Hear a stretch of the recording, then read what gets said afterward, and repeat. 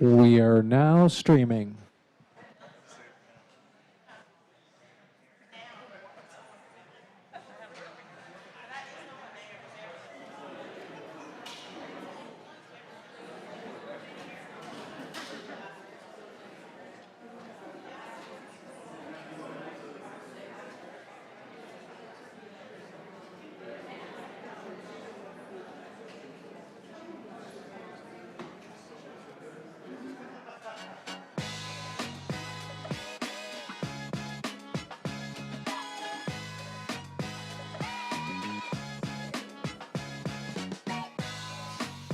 Recording in progress.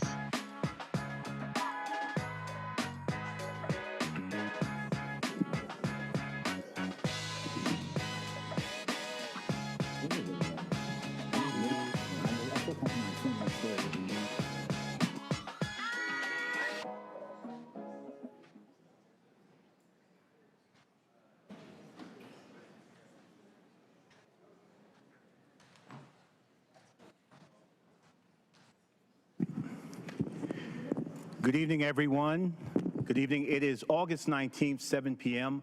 I'd like to call this meeting of the Durham City Council officially to order for the purposes of faithfully discharging the business of the people of Durham. Good evening to my honorable colleagues, to our staff, to our neighbors in chambers this evening, and to all of you watching on whatever platform you may be watching. His Honor the Mayor is with other fellow North Carolinians in Chicago serving as a delegate to the Durham National Convention. This evening we wish him well, and we'll try and get through it this evening in his absence.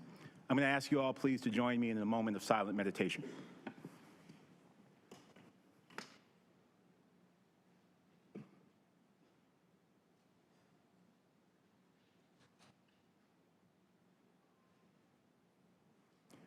Thank you. At this time, I'll call on Councilmember Freeman to lead us in the Pledge of Allegiance. Thank you. It's our practice to stand and salute the flag as we say the pledge.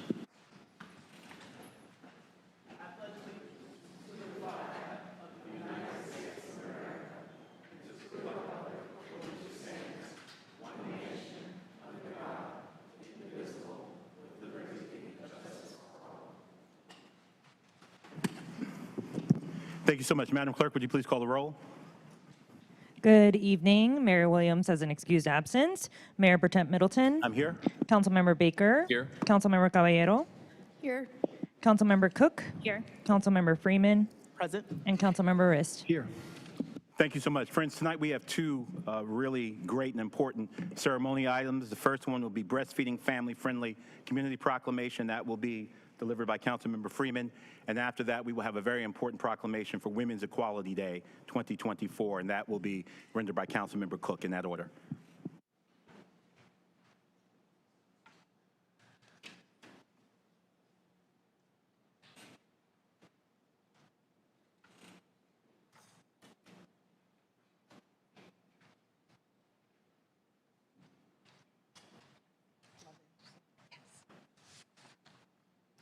Thank you. And as a breastfeeding mom, or a former breastfeeding mom, this is a great opportunity to highlight just the difference and challenges that women face in the community. So I appreciate you being here.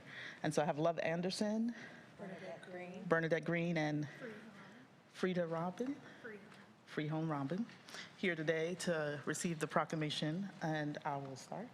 So whereas the American Academy of Pediatrics and the World Health Organization recommend exclusive breastfeeding for the first 6 months of life, with continued breastfeeding while introducing complementary foods for 2 years or as long as mutually desired by a parent and child, families are a priority in Durham and part of helping families to thrive and ensuring that they receive community support to develop and sustain healthy lifestyles. And whereas there are long-standing policy gaps and underfunding of public health initiatives that address the needs of lactating parents and healthcare providers that serve them, which unduly impact historically marginalized populations, resulting in reduced breastfeeding rates and an associated increase in risks for a variety of negative health outcomes. And whereas a parent's decision to breastfeed their child and lactate should be unbiased and supported by their family, community, and healthcare providers, and by providing a supportive and welcoming environment. And whereas our community is proud to have attained board support and direct community actions, Duke Regional Hospital has attained a baby-friendly hospital initiative designation. The Durham County Department of Public Health and local businesses and organizations and child care programs in our community have been designated breastfeeding friendly. Now, therefore, I, Leonardo William, Mayor of the City of Durham, North Carolina, do hereby proclaim August 2024 as Breastfeeding Family Friendly Community Month in Durham and recommend its observance to all citizens. Witness my hand and the corporate seal of the City of Durham, North Carolina, this, the 19th day of August, 2024.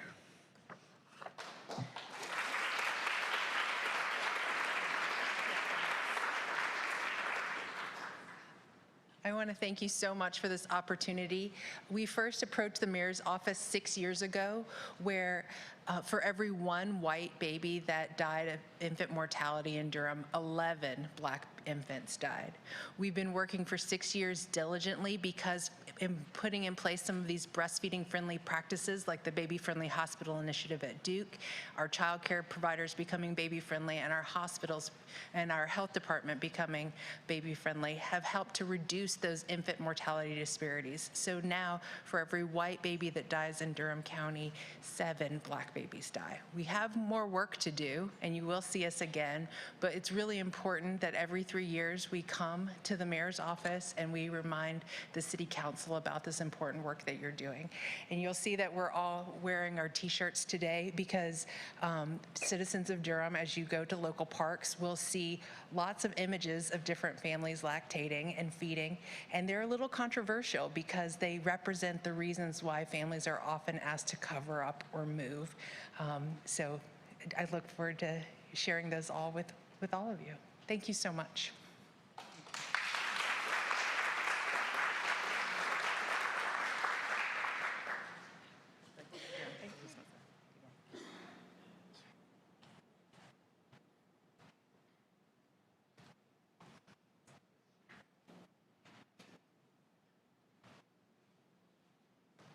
All right, if I could ask Dr. Amy Odom to come forward.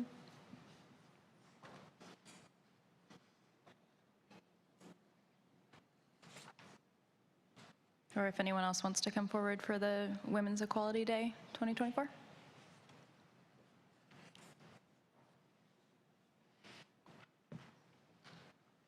Okay.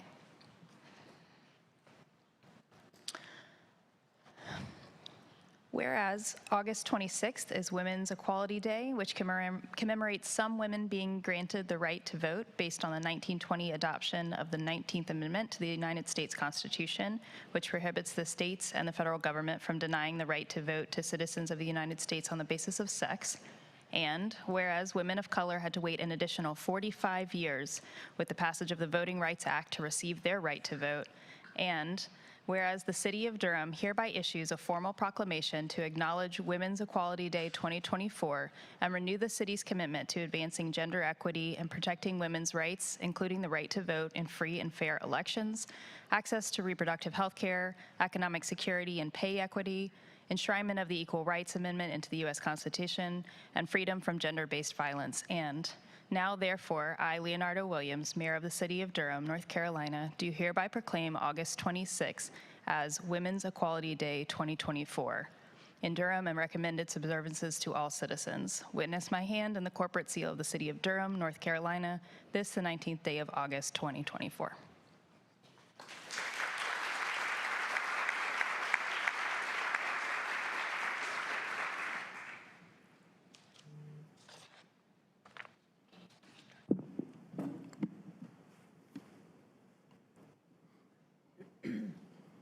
Thank you, Councilmember Freeman and Councilmember Cook, for those wonderful proclamations, and thank you all for the work that you do that warranted just these small gestures of the excellence you bring to our city. At this time, I'm going to yield to my honorable colleagues for any announcements from council members, and I'll yield to you, Councilmember Cook, my far left.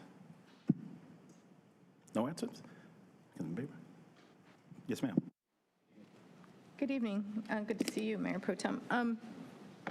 I just wanted to say a couple of things. I know that lots of folks, including the mayor, spent the last week moving lots of kids across North Carolina and other places as they launch off to college and other adventures. So I'm just thinking about those families, because I know it's a big step.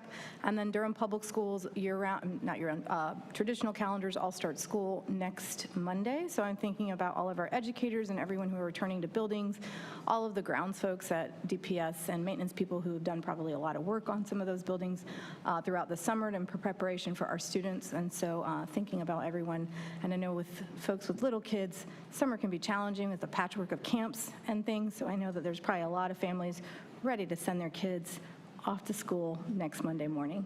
And then I want to thank the freshman students from Duke who came to visit today. They were here with Councilmember Rist and I. There was easily over 100 students who were doing, it was the Citizens Program? Public service track for orientation? Service track or the Citizens Track at Duke. And so they're all very eager and want to learn about public policy and are focusing on local government. So they came here and spent probably about 2.5 hours with us, and certainly knew their stuff, had a lot of questions for us. It was really great to spend some time with them this afternoon.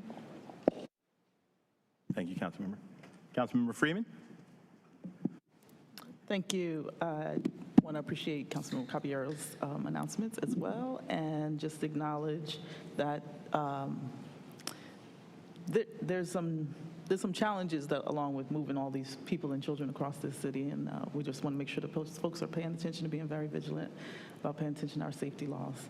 I will just note there was a call, I got a call today about JFK Towers, and I did want to just make sure that my colleagues were aware, and I did want to make sure that we figure out how to reach out to the county as well and make sure that any department heads that need to be on site for this visit with the interim secretary's assistant, Tiffany, I didn't catch the last name, will be there tomorrow, I believe around 1, and I know I won't get there till about 2, but I did want to make sure that someone was there, that some of us were there as well. And then just want to just appreciate and just say thank you to DCABP for their wonderful annual banquet and annual Founders Day banquet, and just congratulate the honorees. And I did want to just point out the great opportunity to celebrate with Durham Community Land Trustees and the groundbreaking for Guthrie Village, which is 11 or 16 units of veteran housing in our community. And then on Commerce Street, the groundbreaking from the Housing Authority. And that was all. Thank you. Thank you, Councilmember. Councilmember Rist?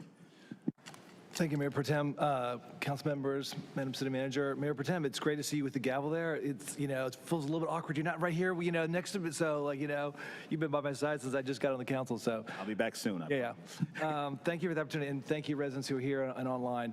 Just a couple of things. So I want to pick up on Councilwoman Caballero's comment about back to school. The Duke students, great meeting with the Duke students. They're not only like our constituents now, they're also my neighbors. So it was great to be there, and I really challenged them to continue to be involved in the city of Durham during their course of study here in Durham. Also had the pleasure of participating along with Councilwoman Caballero on Saturday at Duke Energy's Day of Champions at the Emily K Center, providing backpacks and supplies for middle school students in DPS. Great to be there. We appreciate Duke Energy for sponsoring that, and for all the community groups that were there to be part of that event. You covered the groundbreaking. It's great that those two groundbreakings last week, both Durham Community Land Trust as well as the DHA with DHA Development, which is part of the downtown and neighborhood plan that DHA is working on. This is the first development, I should note, that is part of the $40 million Choice Neighborhoods grant that Durham received, which is a big honor for us. So this is important stuff in the redevelopment of affordable housing downtown, and I think it's a big day for Durham. I did also want to say two other things. First of all, tax bills came out this week. Not always a cause for celebration, but I wanted to make sure that everybody knows, I know taxes have been raised, but I want to make sure everybody knows that we've heard those concerns. I want to remind you that we are one of the few cities, if any cities in the South, that provides an important low-income homeowner relief program. So if you are a homeowner, have owned your home at least 5 years, and are below 80% of area median income, you qualify for one of 3 tiers of support to help you pay for your property taxes. We realize that property taxes without this kind of support, hit families of lower incomes harder than those of greater incomes. And so we have this great program that we sponsored, that we fund in collaboration with the county to provide that relief. I want to also mention, if you've owned your home for 5 years, if you're 60 years and older and are below 30% AMI, we'll reimburse your whole tax bill. So this is an important property tax relief, tax justice initiative that the city and county are part of. You have to apply at DSS. They're the ones that manage the program. So be aware that the money has not always been utilized in the past year. So please, if you qualify, we want you to take advantage of that program to make sure your taxes are relieved, as we are raising taxes to make important investments in the city of Durham. Last thing to say, new seats at the Carolina Theater, if you haven't seen them. They're awesome. The old seats were a little bit uncomfortable. The new ones look awesome and they're more comfortable, so you'll enjoy it next time you go to the Carolina Theater, and you'll enjoy the new seats there. So thank you, Mayor Pro Tem. Thank you, Councilmember. Councilmember Freeman, of course, go ahead. Thank you. And Councilmember Ritz reminded me to make sure that I mentioned that this Saturday I had the opportunity of joining Community Partnership and North Carolina Bail Fund and doing their expungement clinic for the residents and community who needed their expungements done. And I also wanted to make sure I mentioned that there was a change in venue from Holton to WD Hill for Thursday's town hall meeting. And I have not shared it out because we needed to nail that down. Apparently there's some floor maintenance that needs to occur in the building, and I did not want to prevent that. But the meeting will start at 7 p.m. and the doors should be open around 6:30. And we hope that all who can attend will be available. Our great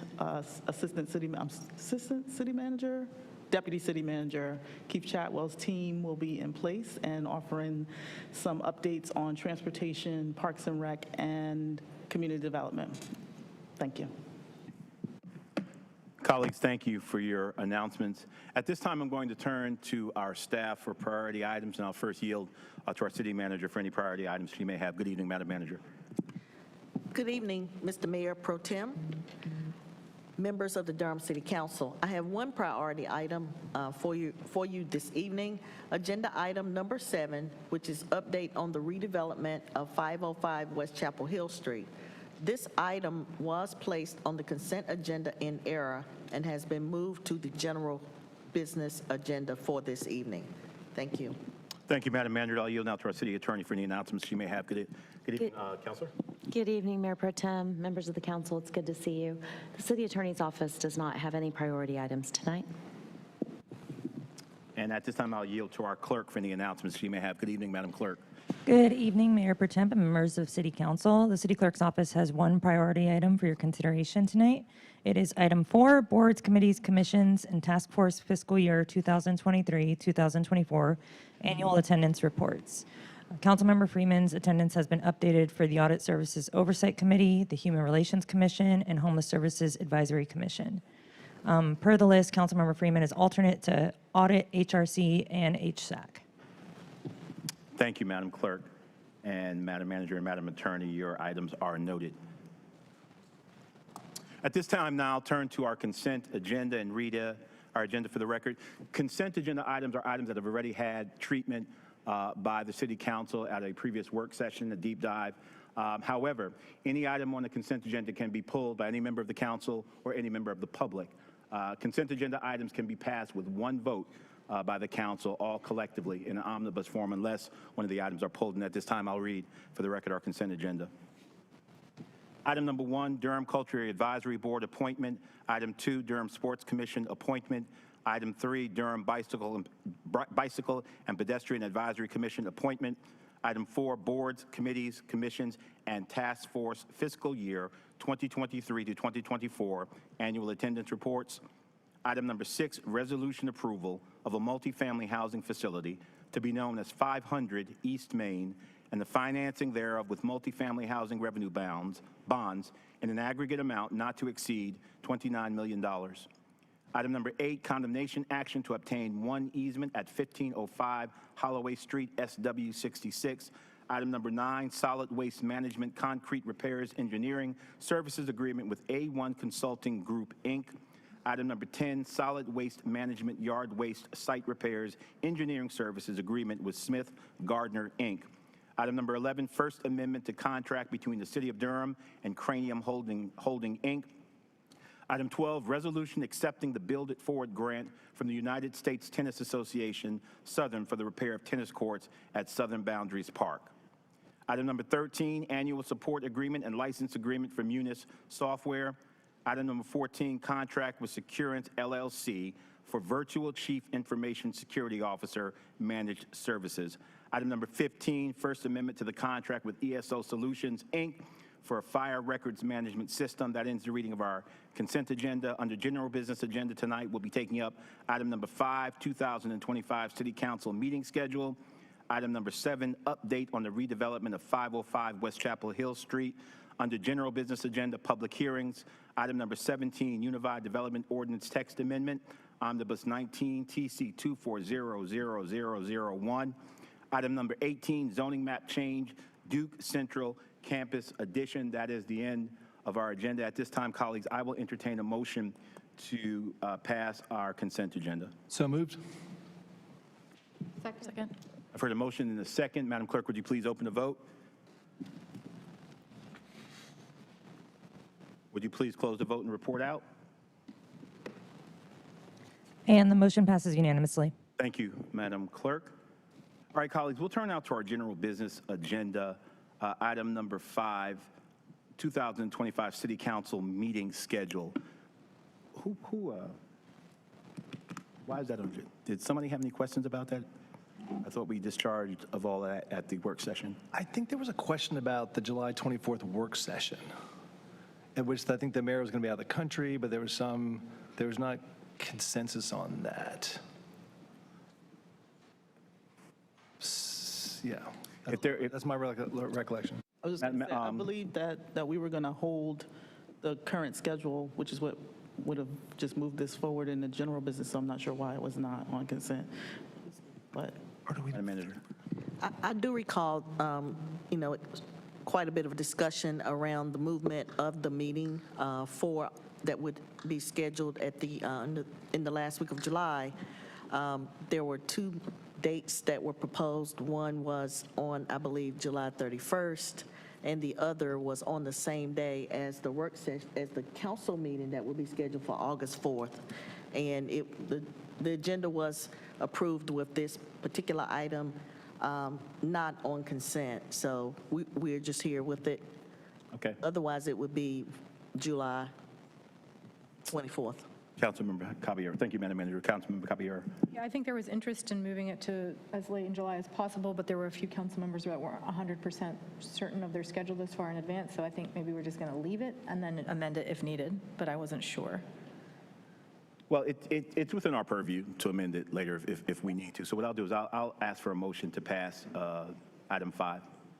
So moved. Second. I heard a motion and a second. Madam Clerk, would you please open the vote? Please close the vote and report out.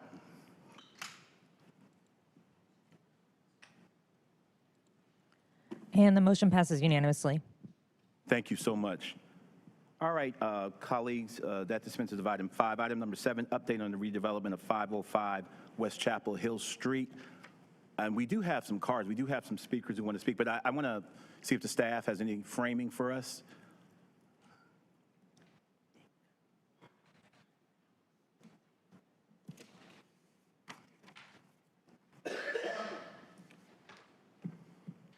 Good evening. Stacy Poston, City of Durham General Services Department, here this evening to provide another update on 505 West Chapel Hill Street.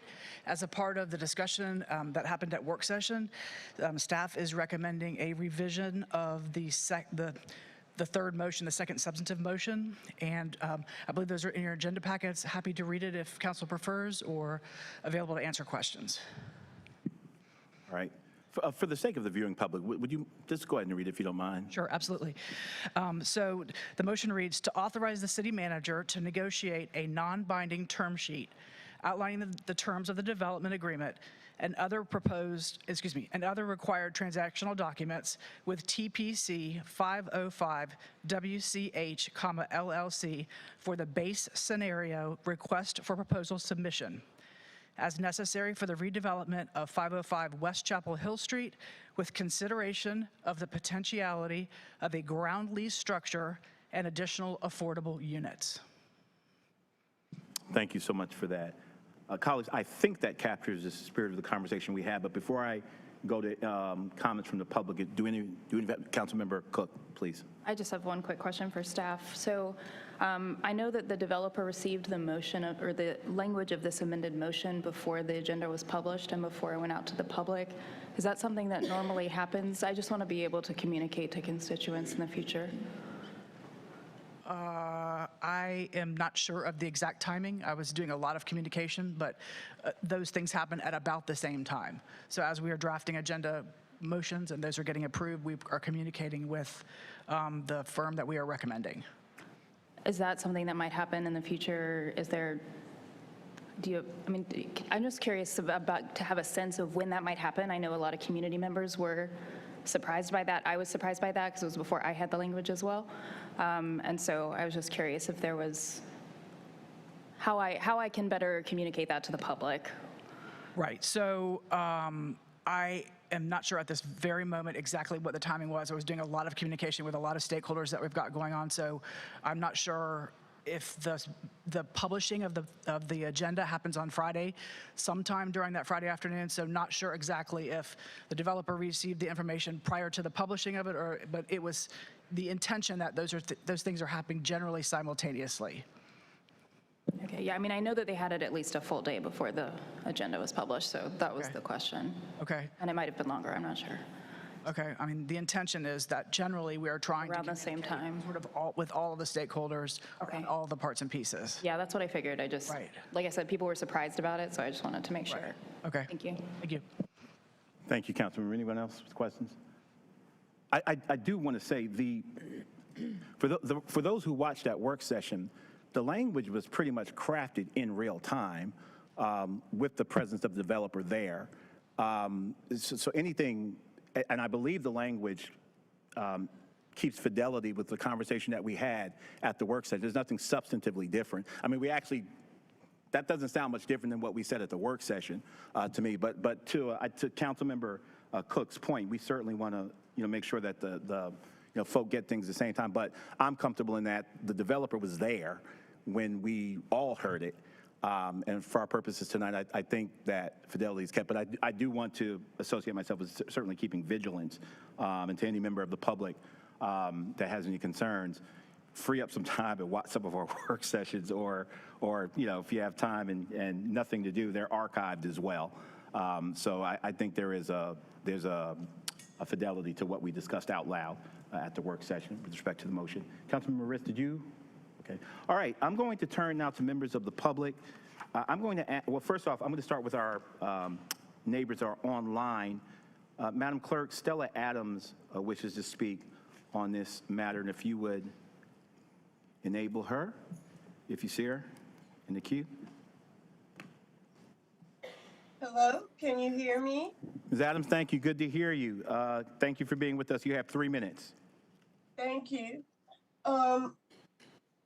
Mayor Pro Tem, members of the City Council, my name is Stella Adams, and I am speaking today on behalf of the Durham Committee on the Affairs of Black People. The Durham Committee supports the letter sent on behalf of the 505 Project Coalition. That letter clearly states that we were dissatisfied with the city staff's RFP. While none of the proposals satisfied the needs expressed by the community, with the changes we are advocating, we could accept a modified proposal from Peoples. Peoples is a Black-owned firm, and it is the mission of the Durham Committee to create opportunities for Black businesses in Durham. Peoples had the highest percentage of MWBE participation of the considered candidates, and increasing MWBE participation is a key consideration of our participation. The Durham Committee stands firmly with the coalition in demanding that the city maintain ownership of the land to ensure affordability in perpetuity. The Durham Committee stands firmly with the coalition that more affordable housing needs to be added to the contract. This can be achieved by reducing the amount of commercial space by 100,000 square feet, which would yield between 80 and 100 more units. The Durham Committee shares the concerns of the coalition on the heavy reliance on the proposal of city funds, but we believe that city retention of ownership of the land and the potential for additional private capital can reduce that dependence on city financing. Thank you for considering the community's needs for additional affordable housing units and that the city retain ownership to ensure affordability and accountability in perpetuity. Thank you. Thank you, Ms. Adams. At this time, I'm going to call the first 5 speakers. I ask that as I call you, if you would line up against the railing to my right, your left, and I'm pleased to welcome Janetta Alston. Mr. Mayor Pro Tem, Janetta Alston actually pivoted to being online. She's virtual. Oh, okay. Do you have her? All right, very good. Then we'll hear from her now. Ms. Alston, can you hear me? Yes, can you hear me? I can. Good evening. Thank you for being with us. You have 3 minutes. Okay, good evening, council members. The reason I wanted to speak is because of the situation that I'm sure you all are aware of. I have concern with building or reconstructing 500 East Main Street when we have 100+ citizens right down the road at JFK Towers that are living in squalor. There has been no mention in no meeting that I have heard of what, even though that is a privately owned place, we are citizens. And you're building something new, but no one's taking charge to say to this Millennium Group, you can't do this in our town. I mean, when does that happen? You know, I'm showing up everywhere trying to make everybody aware. This is what's going on with our seniors and our handicapped people living in squalor right down the road. And to build something else without addressing what's already going on makes no sense to me as a citizen. That's what I wanted to bring to your attention this evening. Thank you so much, Ms. Alston, for being with us. All right, I turn now to our neighbors who are here with us in chamber. Nicole Thompson, Jane Williams, Cynthia Williams, George Smart, Reverend James Blake. If you would. Good evening. If you'll just state your name for us, and you'll have 3 minutes. Thank you for being with us. Thank you.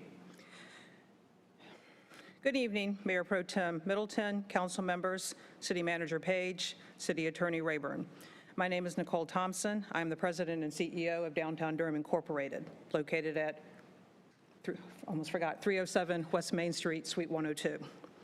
DDI is excited that the redevelopment of 505 West Chapel Hill Street may be moving closer to reality. This site is a pivotal piece of property sitting in a key location in our downtown. As such, you, the council, must treat it as a catalytic and transformative development that it can be. You are in a unique position to ensure that what happens at this location is just the first in a series of redevelopment that continues to fuel downtown Durham's growth and vibrancy. You've heard from a number of organizations already about what they'd like to see on the site: open space, commercial lab space, housing, affordable housing, maintaining the existing building, et cetera. These are all important when considering the overall development and when considering downtown's growth. But I ask you to take a moment and think of the bigger picture and how this redevelopment of 505 West Chapel Hill Street will interact, relate to, inspire, encourage, and push development and growth throughout downtown. With the ability to form a very strategic public-private partnership with the preferred developer, 505 West Chapel Hill Street could become an important impetus to how downtown continues to recover and grow. This site sits adjacent to or in close proximity to a minimum of 5 other private development sites. It is adjacent to the NC Mutual building, the Go Triangle parking lot. It's just 2 blocks from the Gregson.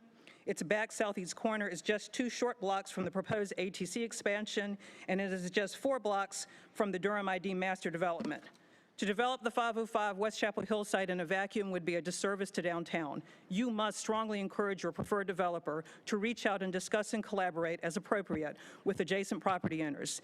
These 5 sites I just mentioned have a total of 30 acres that are in some stage of redevelopment. For downtown's long-term viability, it is essential that these and other developments start working collaboratively on how they support downtown's continued growth and needs. I remind you of the role the city played in the creation of the Durham Bulls Athletic Park, which led to the complete redevelopment and growth of the American Tobacco campus and adjacent property. With 505, the city sits in a similar position, and with an intentional and thoughtful redevelopment plan, encouraging collaboration with other potential redevelopments, the city could lead downtown's next phase of development and growth. We all know that this site sits along West Chapel Hill Street, a busy thoroughfare through downtown. But I ask that you remember that this property also sits between Gregson and Duke, 2 busy, car-dependent, one-way streets that have no real connection to downtown, but rather work to move traffic, vehicular traffic, in and out of downtown as quickly as possible. As you consider the redevelopment of this property, I ask that you consider how the city and NCDOT will work with this development to make Gregson and Duke a more pedestrian-friendly corridor, a corridor that encourages people to walk to, around, and through. Wow, really? Thank you. It goes quick. Thank you so much for being with us. Man, I've got a lot. Thank you so much. We look forward to working with the preferred developer. Thank you.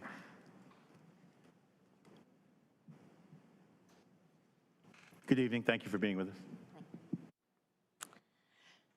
Thank you, council members, for your time and attention. My name is Jane Williams, and I represent the walk-in ministry of First Presbyterian Church. First Presbyterian is a downtown church by choice.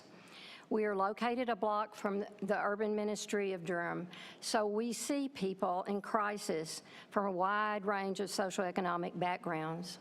On Mondays and Thursdays of each week, our ministry works with individuals and families who are struggling to pay their rent and utilities. This certainly includes people of low wealth, but the shortage of affordable housing and the lack of increase in earnings to cover these higher housing costs has resulted in our assisting individuals of higher income.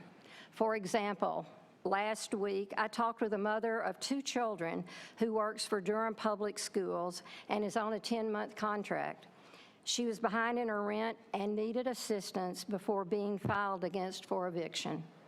We frequently have employees from Duke who work full-time and struggle to pay their rent because of the lack of affordable housing. Employees often have to live outside of Durham and drive significant distances to their jobs. The need is great, and the 505 property is the city's last opportunity to directly address the housing shortage.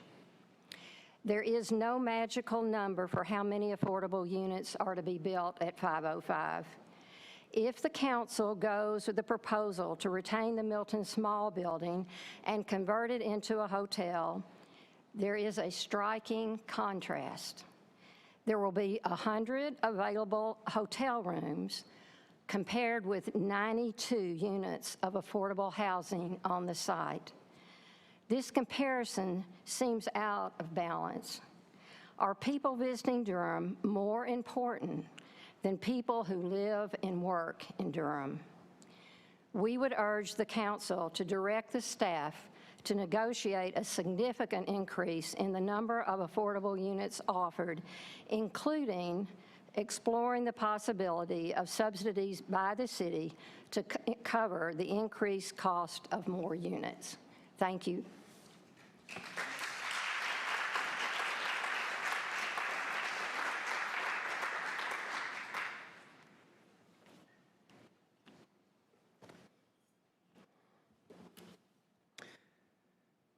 Good evening. My name is Cynthia Williams. I'm a Durham resident from the 27713 area code.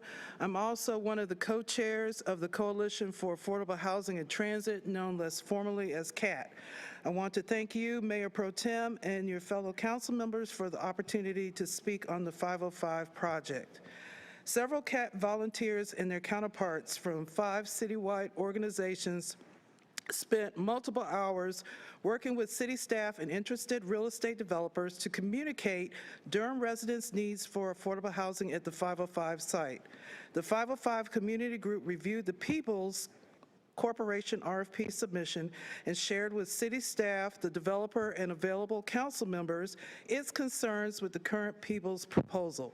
CAT offers its continued support of the process. We only ask that productive negotiations take place to, 1, significantly increase the number of affordable housing units in the final contract, and 2, an agreement be made that the site's acreage be leased rather than sold to the developer. For clarification, CAT agrees the People's Corporation's RFP submission yielded a workable proposal for the city. There are aspects of People's proposal that we believe will make the 505 site a great asset for Durham's future. However, we reserve full support until the completion of the RFP negotiations. We ask Council to provide city staff and developer with instructions to address the community's 2 concerns, as I previously stated, before the contract is finally signed. Downtown Durham has few prominent sites left to make a visible statement about our community's commitment to equitable, aesthetically pleasing, affordable housing for all income levels, especially for those low to mid-income residents with the greatest affordability needs. Your guidance for further good faith negotiations to take place will help to achieve the highest feasible number of affordable housing units for our residents. On behalf of CAT, I ask that tonight's council help make the community's hopes for significantly more affordable housing on the 505 site come true. I believe you can make it happen. Finally, I want to affirm CAT's informed actions representing multicultural, multi-ethnic, multi-generational, and multi-class concerns about Durham's housing at the 505 site. Please be assured that my voice communicates the voted-upon stance of the many organizations in the coalition. I want to especially thank the CAT partners who are here tonight helping, helping ensure that the council knows we are representing many parts of the Durham community whose voices need and want to be heard. Thank you for your time. Thank you so much for being with us. George Smart. Thank you for being with us. You have 3 minutes. Thank you. Hi, I'm George Smart. I'm the Executive Director of North Carolina Modernist, 37-year resident of Durham. Our organization is a nonprofit that works to preserve mid-century modern buildings and houses across North Carolina. I was wondering, just to be curious, how many of you in the council have actually been in the building? By show of hands. So some of you. It's gorgeous. It is really an attractive building. You've got cherry and mahogany along the walls. You've got terrazzo floors. You've got floor-to-ceiling windows. You've got great architectural elements that were put in place with the building by Phil Freelon and Patricia Harris when the building was rehabbed a number of years ago. Our organization is here tonight to fully support the current discussion around giving this contract to Peoples and preserving the building. Whatever use that you use it for, it is a prominent place in Durham's history. It is a beautiful building, and we just encourage you to keep saving it. Thank you very much. Thank you for being with us. Reverend Blake, thank you for being with us, sir. You have 3 minutes. Thank you, sir. Good evening, Mayor Pro Tem and members of the City Council. My name is James Blake. I'm the pastor of the Fisher Memorial United Holy Church here in the city of Durham. I also serve on the strategy team of Durham CAN, and I'm a member of the Clergy Caucus. I'm here tonight to publicly remind this body of the promises that have been made relative to affordable housing in the city of Durham. Specifically, I'm here to establish a relationship that promotes accountability of the developers selected for 505 West Chapel Hill Street. We want the council to encourage the developers to maximize the number of affordable units at 505 West Chapel Hill Street. We stand watching and waiting, just as we are doing with Fayette Place. We all are aware that the cost of living, or the cost to live in our city, is continuing to rise, and many who work in our city are unable to afford to live here. There's a great need for affordable housing in our city. This need has resulted in many organizations joining forces to support and petition for more affordable housing. Tonight, there is representation from Durham CAN, the Durham chapter of the NAACP, the Durham Committee on the Affairs of Black People, People's Alliance, and Duke Memorial Church. We know that any success in providing affordable housing comes from the collaborative effort of organizations within the city who hold not only the city of Durham accountable, but also hold one another accountable to lend its voice to the fight in affordable housing. Durham is a great place to live, and people from other parts of the country and even the world are learning of the greatness of our city. Our responsibility as citizens of Durham is to ensure that Durham is a city for all and not just a destination for the elite. We need affordable housing now and forever, and collectively we can provide affordable housing for current and future generations. Thank you. Thank you so much for being with us. I'm going to call the next 5 names. Sharon Fosbury, Kathleen Turner, Julianne Patterson, and Mimi Kessler, in that order. If you'll approach the podium, and thank you all so much for being with us this evening. You'll each have 3 minutes. If you'll just state your name, and you have 3 minutes. Thank you for being with us. Hello, City Council. Good evening. My name is Sharon Fosbury, and I live on Lemongrass Lane in Durham. I'm here on representing the People's Alliance, but also a Durham resident who really, really cares about affordable housing.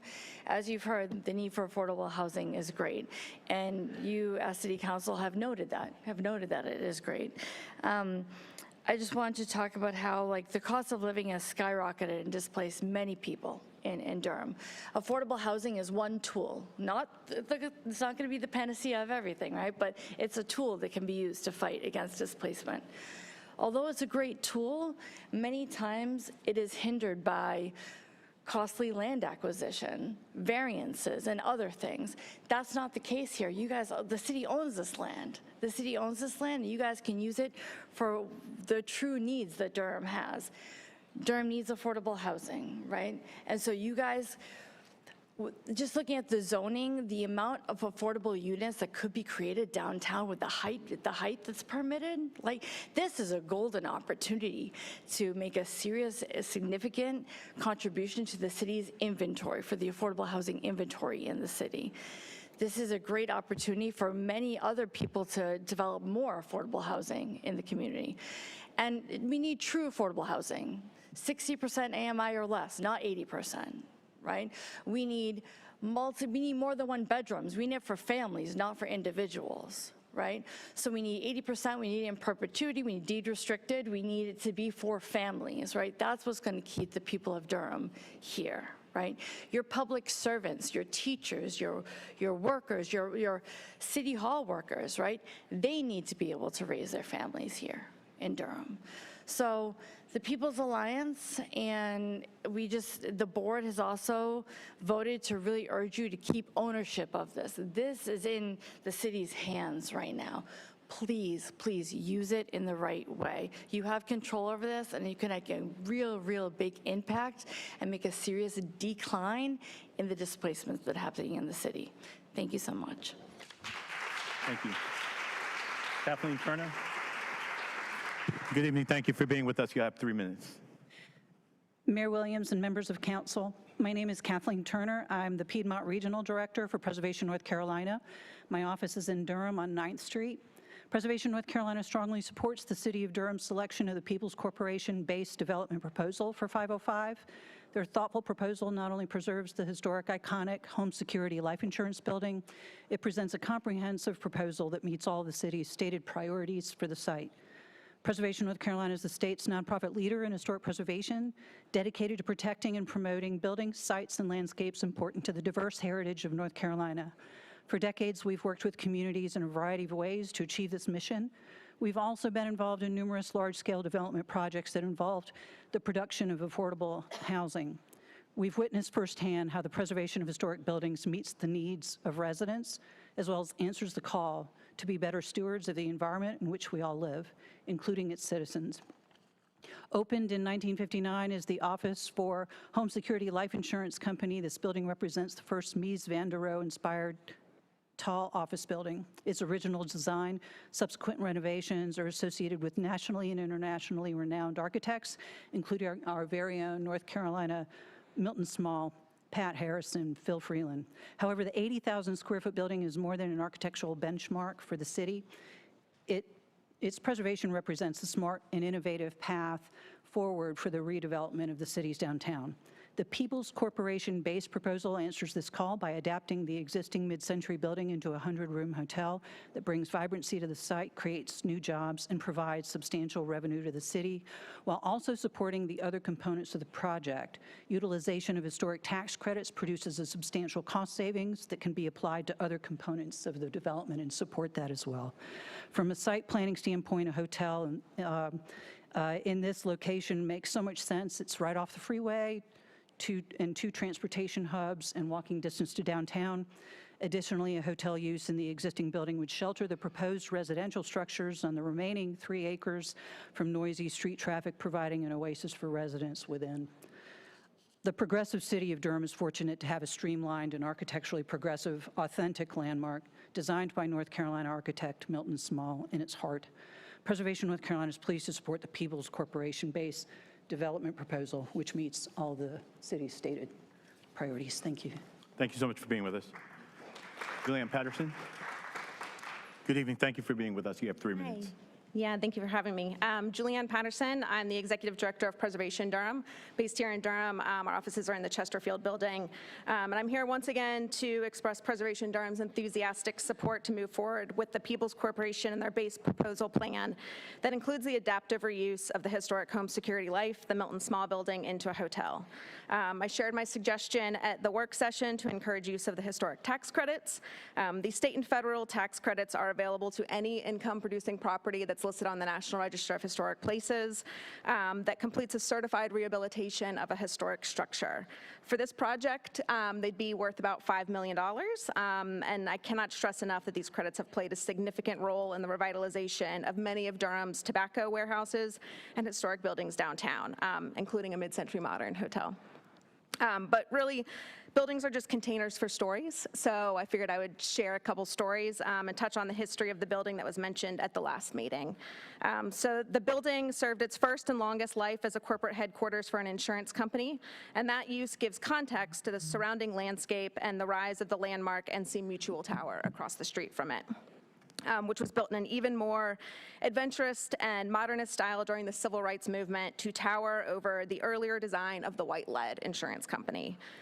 We need both of the buildings to tell that story and to give that context. And we also need the history of the police department to tell the story of how Pat Harris, one of the first Black women licensed to practice architecture in the state of North Carolina, and Phil Freeland, famed designer of the National Museum of African American History and Culture in DC, were hired by the city of Durham in one of their first public contracts to do the retrofit of that building, converting it from the corporate offices into the police station. Pat Harris is on the board of Preservation Durham, and she's watching tonight, so hi, Pat. But she wanted me to share on her behalf that she believes it took a lot of courage for the 1990 City Council to hire a Black architecture firm to renovate the building of an insurance company that would not write policies for Black people during Jim Crow. She believes that decision was one that led the way for Durham to become the progressive and inclusive city that it is today. So that's just a reminder that history is being made every day, and the stories of our historic buildings are not static. And Durham has a real opportunity with this project to write the next chapter of a dynamic mixed-use redevelopment that combines new and old to serve as a model for preservation for other cities. So I just want to say thank you for prioritizing historic preservation and getting this project where it is today. So thank you. Thank you for being with us. Thank you for being with us. You have 3 minutes. Hi, my name is Mimi Castor. I live in Durham. I can't be any more eloquent than the people who've spoken before me, so I'm just going to give you the bottom line. Please don't settle. Please get what we need. Please don't settle for something that isn't what we need. Thank you. Thank you so much. I believe I've exhausted all the cards that have been given to me. Madam Clerk, is anyone else in queue? All right, then I'm going to turn now to my colleagues on the dais for any questions or comments.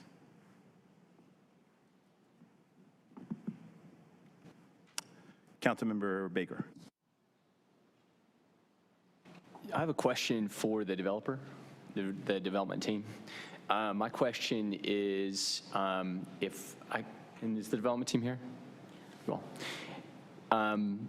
We've heard a little bit about some of the development issues that you've run into in Charlotte. I was wondering if you could give us a little rundown on what exactly happened in Charlotte and how the issues that you ran into in Charlotte might be avoided here in the Durham context. So we haven't met before. I'm Don Peeble, so I'm the founder and chairman of the company, so I figured I'd take this. First of all, it's good for me to be back in North Carolina. My grandparents are from North Carolina, and my cousin, who's like an uncle to me, chaired the Duke Endowment for many years, and is a triple alumni of Duke, Clarence Newsom. So it's good to be back here in North Carolina, and I'm happy to be here. I run a development company that I founded in 1986 in Washington, D.C. It's considered one of the largest development firms in the United States. We have over $8 billion of projects in our pipeline, have completed nearly $3 billion of development projects around the country. It's the largest African-American owned development company in the United States and has been for a couple decades. We've been Black Enterprise Company of the Year. We have been one of the most influential firms, and one of the things that we have done is set a new standard in Washington, D.C., where this company was founded in terms of economic inclusion before it was discussed and before it was popular, because in 1986, we did over 35% of our contracts with minority and women-owned businesses. And of course, I was taught the real estate business by a Black woman, my mother, who was a real estate broker. So it's a tough business, by the way. And you mentioned Charlotte, North Carolina. So we were selected to develop what was tried by two other developers, by the way, and unsuccessfully so, a neighborhood called Brooklyn Village, which was a historically Black community that was vacated for the purpose of urban renewal. And so we won a competition. In fact, one of our competitors in this site bid against us as well, and we were successful. But Charlotte and Mecklenburg County moved too quickly. Were not able to give clear title to the property. So we were selected in 2016, and I believe we got clear title. They got clear title about 2 years ago. We went through an entitlement process and then completed that entitlement process and closed within a matter of months thereafter. So we own the site, and we have done phase one and are ongoing with phase one right now, which is site work. So I'm trying to figure out what the issue is that you said was an issue with regards to Charlotte. What's the issue that you're concerned about? Based on some conversations that I've had and things I've been told, articles I've pulled up, there was a delay in the process. No, there's not a delay in the process, actually. So I don't know what you've been told. So again, we closed when Mecklenburg County was able to get clear title to all the property. The city of Charlotte had rights to the property, and they negotiated, and between the county and the city government, negotiated the terms of them giving up those development rights. And they had a right to repurchase the site. Charlotte did, the city did, from Mecklenburg County. And in order for us to proceed, that right had to be extinguished, and that was a part of the RFP. And they negotiated that between the two governments, resolved that. So what you're probably referring to is a couple newspaper articles. So we have in our contract, like every development agreement does, certain force majeure events. So, labor shortages, financial changes in the economy, things of that nature. Those are force majeure issues.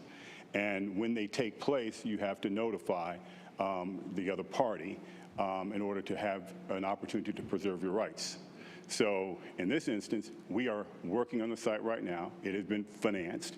We have spent millions of dollars getting the parcels ready to build Building 1. However, and we will not be ready to do that until, when is it, October next year? So we anticipate, given the current economy, and the interest rates have tripled since we made our development agreement with them. So, I mean, we signed an agreement, interest rates were essentially zero, and the cost of capital was about 4%. It tripled. And so if rates are as high as they are, then it's going to be difficult to finance Building 1. But We are optimistic on the site, so we spent millions of dollars, paid Mecklenburg County the purchase price in full, and are doing work on the site. And but if things change and interest rates start declining, then we'll proceed as scheduled. But we did notify them of an anticipatory, challenge in the financial markets. That's it. Thank you. I'll have some comments. I don't have any other questions. If there are no, you can make your comments now if you like. Okay, great. So I had to miss the work session, so I just wanted to share some of my priorities on the site. I know that I appreciate Councilmember Cook relaying some of the things that I want to see. Yeah, this is such an important site, as so many speakers spoke to. One reason is because my mother actually used to be the gardener at this site back when I was growing up.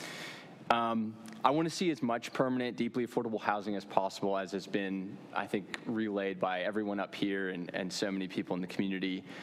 I also want to make sure that even in the market rate units, that there's a maximum allowable rent increase from year to year. I would like to ensure public ownership and public dedication. Of course, the land is already public, but ensuring that any open space, either we retain public ownership of the land, or there's public dedication of the space so that it's not privatized open space. We've heard folks talk about quality urban design. It's a gateway into different parts of downtown. I think that's important. That's iconic. Has great downtown design features. Goes above and beyond our Unified Development Ordinance requirements, wide sidewalks, street trees. The street level activation, making sure that there's permeable frontages on the first floor, that there are small retail spaces and non-residential types of spaces on the first floor so that people are moving in and out and activating the street. We heard a little bit from DDI about the importance of the construction process and engaging with adjacent property owners. I think that's going to be important moving forward as well, is some sort of construction plan that involves engaging with property owners. And then for me, I know that this is something that we had in the RFP, a return of revenue to the city. For me, that's not as important as making sure that we get this right and making sure that's the best possible development that we can get. So those are the comments that I was not able to share at the work session. I want to make sure that I got them out there. Thank you. Thank you, Councilmember. Councilmember Ritz, please. Tim, thank you so much. Yeah, we had a robust discussion at the work session. I appreciate all the comments that were shared there. I'm glad so many folks have come here tonight to share their opinions on this. I believe deeply in the importance of not selling the property and also increasing dramatically the amount of affordable housing on the site. And as we get to I think at the appropriate time is later, as we get to the motions, I'd like to offer a substitute motion for motion 3 that's on our agenda. So I just want to let you know that when we get there, I'll happy to offer that motion. Anyone else? Councilmember. Thank you. So I don't have any questions. I'm just going to make a statement. I just want to say that I really appreciate the work that has gone into this from the community. I think that y'all hear me say this over and over again, but it's really what makes Durham just an outstanding place to live and also a place to be a representative. The engagement and depth of knowledge and care that everyone brings to pretty much everything we do up here, which is awesome. And I think that we can see from the turnout and from the engagement that this is something that's really important to Durham. This is, as many people have stated, the last really large parcel in downtown that the city owns. And so I just want to echo what I've been hearing from the community, which aligns with what I hear on an everyday basis, right? And I work with people in my city council role who come and are politically engaged, but I also have another role where I work with people who are not politically engaged, who maybe don't have time or the ability to be politically engaged or the privilege to do that. And And these values, I think, are pretty consistent among everyone that I have talked to. Now, of course, there's a diversity in terms of who wants the building and who doesn't want the building, and do we want a hotel and all of these things. But I think that the core values of maintaining a large amount of affordable housing and also a vibrant downtown that is for the people who live here, these are consistent values that I hear again and again. And so here's what I'm going to say. I'm not attached to the building, and I know that folks have different feelings on that. Again, I've heard really, really, really intense and extremely personal opinions on both sides of the building.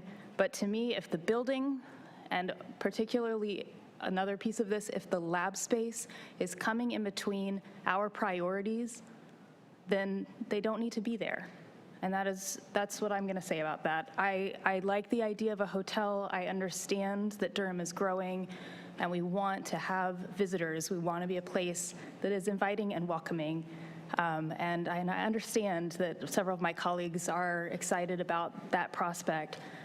But to me, if we're going to have a limited amount of space, and we're going to have just some affordable housing and a hotel and lab space, then we only have a small amount of remaining commercial.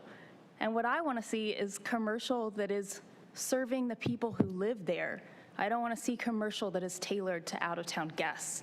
And I think that's the danger that we run into when we have hotel spaces and development that is tied in by a hotel, right? When the hotel becomes like sort of the central focus of that. You heard from downtown Durham folks already today, but y'all, people that live in downtown Durham, they're leaving for all of their stuff, right? There's nothing here. People drive into downtown Durham, they have dinner, and then they leave. There's no pharmacy anymore. There's no grocery store. People can't get their basic needs met here. We have a super amazing opportunity to make Durham, downtown Durham, an actual place where people can live and not only survive, but also thrive in downtown Durham. And I really think that we need to prioritize that. And so I am excited to hear what my colleagues have to say in terms of potentially offering a different motion. I'm interested to hear what the developers are able to come back with. I agree with several of the folks, what they said, that I think that this is a good baseline, but I'm excited to hear how that project echoes back the clear values and priorities of this community. So I'm hoping to see something that really, really works to support what I and I think a lot of other people want to see in downtown Durham. Thank you. Thank you, Councilmember. Did you have anything? Councilmember Caballero? Thank you, colleagues, and thank you all of the members of our community who have come out. I think I'm a member of about 95% of the organizations that are part of the coalition. We are at a decision point in this process, and I want to speak to a number of the different currents that are informing this debate and this conversation. Firstly, just from a historical point of view, I think it's worth noting that we are here because the original plan fell through. We would have already been developing this property. So we are here, and we approved something based upon community input, based upon a robust vetting and hearing of a number of constituency groups. We've heard from some of them tonight, our economic folk from DDI, our Preserve Rural Durham folk, our affordable housing folk, which, you know, no secret I have great affinity for. Cut my teeth in public service in Durham with affordable housing. But I want to, there are a couple of things that I think need to be said in this conversation. The first number we had for affordable housing that would have been on that site didn't come from the council. It came from the community. What we have before us now is more than the first ask. And I think that's worth saying. The other thing is that the RFP that we sent out, we have a different, and I understand we have a different council now, and I want to speak plainly to that reality. The RFP that we sent out was based upon a community conversation. Many of the groups here participated in that first conversation that brought us that RFP. And there were a number of things that we wanted to achieve. A significant financial windfall to the city, affordable housing, an activated streetscape, keep the building. All of these things, all of this wish list that was brought to us, we tried to achieve everything, give everybody a piece of what they asked for. And that's what informed the RFP, and that's what these proposals were based upon. So the proposal that we have before us from Peebles, we like it, but it's almost as if we like it, but we want it to behave as another proposal. We have a proposal before us that retains the land and increases affordable housing. So I just want to say to my colleagues, we have a proposal before. I think it's accurate. I don't want to call the name errantly, but there is a proposal that retains ground lease and increases affordable housing. So we like Peebles, but we want it to look like something else, which is fine. I do also want to speak to the facticity of a statement that the only way we control what goes there is if we keep the land, if we keep ownership. Black folk in this country are very familiar with the ability to retain your values on a piece of land and still sell it. They were called restrictive covenants. Think of a restrictive covenant with morality. We can sell this land with terms. And if a developer agrees to those terms, then those terms are legally binding. They don't get to just down the road say, okay, we're going to flip it for something else. And the way we were going to meet one of our requirements for a significant financial windfall was to sell it, there's no better way to put it, with a restrictive covenant on it. That is, you have to use it for affordable housing. And then when if you sell it down the road, the city gets a stake in that. That's how we were going to meet the requirement of a financial windfall for the city. And if we tweak that, which we can, I'm not saying I'm against it, if we tweak that, that changes the numbers. That changes the calculus. One of the propositions that were on the table when we first started talking about this was we can retain the land and develop it ourselves. And I think it was Councilmember Johnson who said, we don't want the city in development. We do not want to enter that bill. I mean, we could retain the land and just do all affordable housing. I mean, that's an option to us. But if we want affordable housing and economic empowerment and a financial stake, then at some point we're going to have to, one of the best definitions of leadership is a Latin word meaning sometimes you have to piss your friends off. Everybody will be happy, no one will be ecstatic. If we want to keep the building, if we want affordable housing, if we want to make money, if we want it activated, then we're going to have to make some hard choices where everybody gets a piece of what they want and not everything. If we want to go back to the drawing board and make it an affordable housing totally, we can do that. That's within our power. But I just want to say to my colleagues that saying Peebles bring us this with more of this fundamentally changes the math on this and fundamentally changes the numbers. And this was based upon an RFP that we've done already. I'm not saying that we have to go all the way back to the beginning, and the language that, and I don't know what substitute motion my colleague plans on bringing. I don't know if there have been subsequent conversations, but the purpose of a work session, we had a full vetting of this at the work session. Staff presented us with language. I polled the House, and we were all in agreement then. So we haven't had another meeting since that work session, so I don't know what subsequently has occurred between that work session and now, but we held a work session public in good faith. We went around the table, we were there for a good while, and the staff read back to us the language, which included the things that we wanted the staff to do, namely, come back with the potentiality of a ground lease and more affordable units. And that was captured. That was captured. So, and I want to maintain fidelity with the public, robust conversation that we had at our work session, which is where these things happen. So if we, I'll put a pin on it here. I mean, we have motions before us. The motions capture what we asked the staff to do. This motion is not to start moving dirt tomorrow. This motion is to go back and bring us what it looks like to keep the land and what it looks like to increase units. anything other than that at this point is I think, I just don't think it would be wise for us as a council to do anything other than that before we get the numbers. This may ultimately be an affordable housing, and I'm listening to I'm reading the lay of the land and listening to the conversation from my colleagues. This may very well be an affordable housing project downtown, and that's within our purview. But where we are tonight is where we said we would be at our work session, and we communicated that and put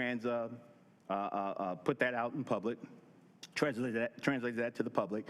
And I think these motions adequately give us the runway to get the information we need. We're not deciding tonight to break ground.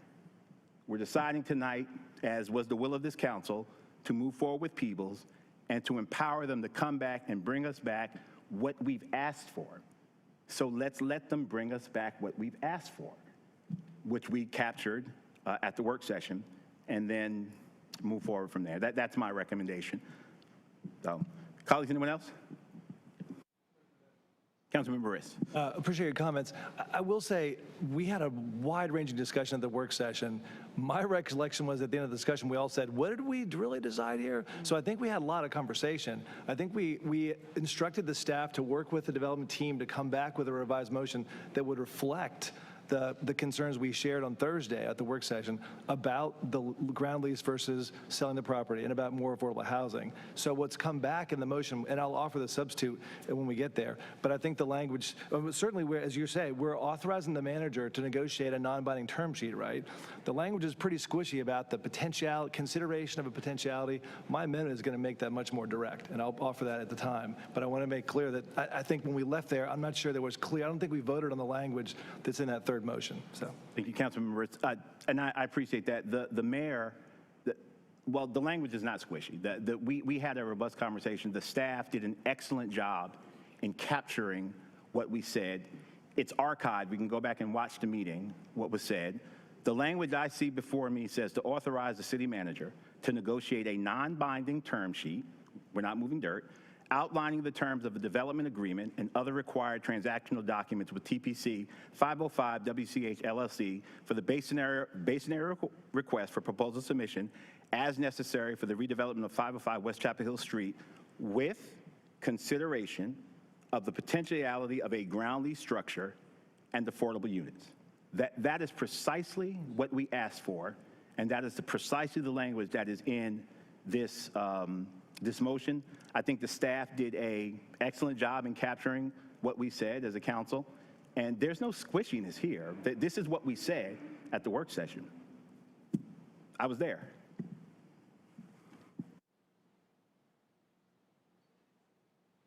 All right, Councilmember Caballero. Thank you. Mr. Mayor Pro Tem, when are you ready to accept language for a motion? I appreciate that. When I'm ready, I will. Thank you. All right, colleagues, we have several motions before us on item number 7. Motion one is to approve the recommendation of the Peebles Corporation doing business as TPC 505 West Chapel Hill LLC as the preferred development team. I'll receive a motion for that. So moved. Second. All right, you've heard the motion and the second. Madam Clerk, would you please open the vote? Please close the vote and report out. The motion passes unanimously. Second motion, to authorize the city manager to negotiate a non-binding term sheet outlining the terms of a development agreement and other required transactional documents with TPC 505 West Chapel Hill LLC for the base scenario request for proposal submission as necessary for the redevelopment of 505 West Chapel Hill Street with consideration of the potentiality of a ground lease structure and additional affordable units. Here, I'd like to offer my substitute motion, if I may. Well, first of all, we need to get a motion and a secondary motion, and then in the discussion, you can offer your substitute motion. So moved. Second. All right, we have a motion and a second. Discussion. May I offer now? So I'd like to move a slightly modified motion to read as the following. To authorize the city manager to negotiate a non-binding term sheet outlining the terms of a development agreement and other required transactional documents with TPC 505 WCH LLC for the base scenario request for proposals for the base scenario request for proposal submission as necessary for the redevelopment of 505 West Chapel Hill Street with a ground lease and consideration of additional affordable units or an annual cap on rent increases not to exceed 6%. Discussion? Can we hear from the city attorney on, I guess, just making sure that that language makes sense? I mean, the language is for the policymakers to consider. It's an alternative motion. It's an amended motion.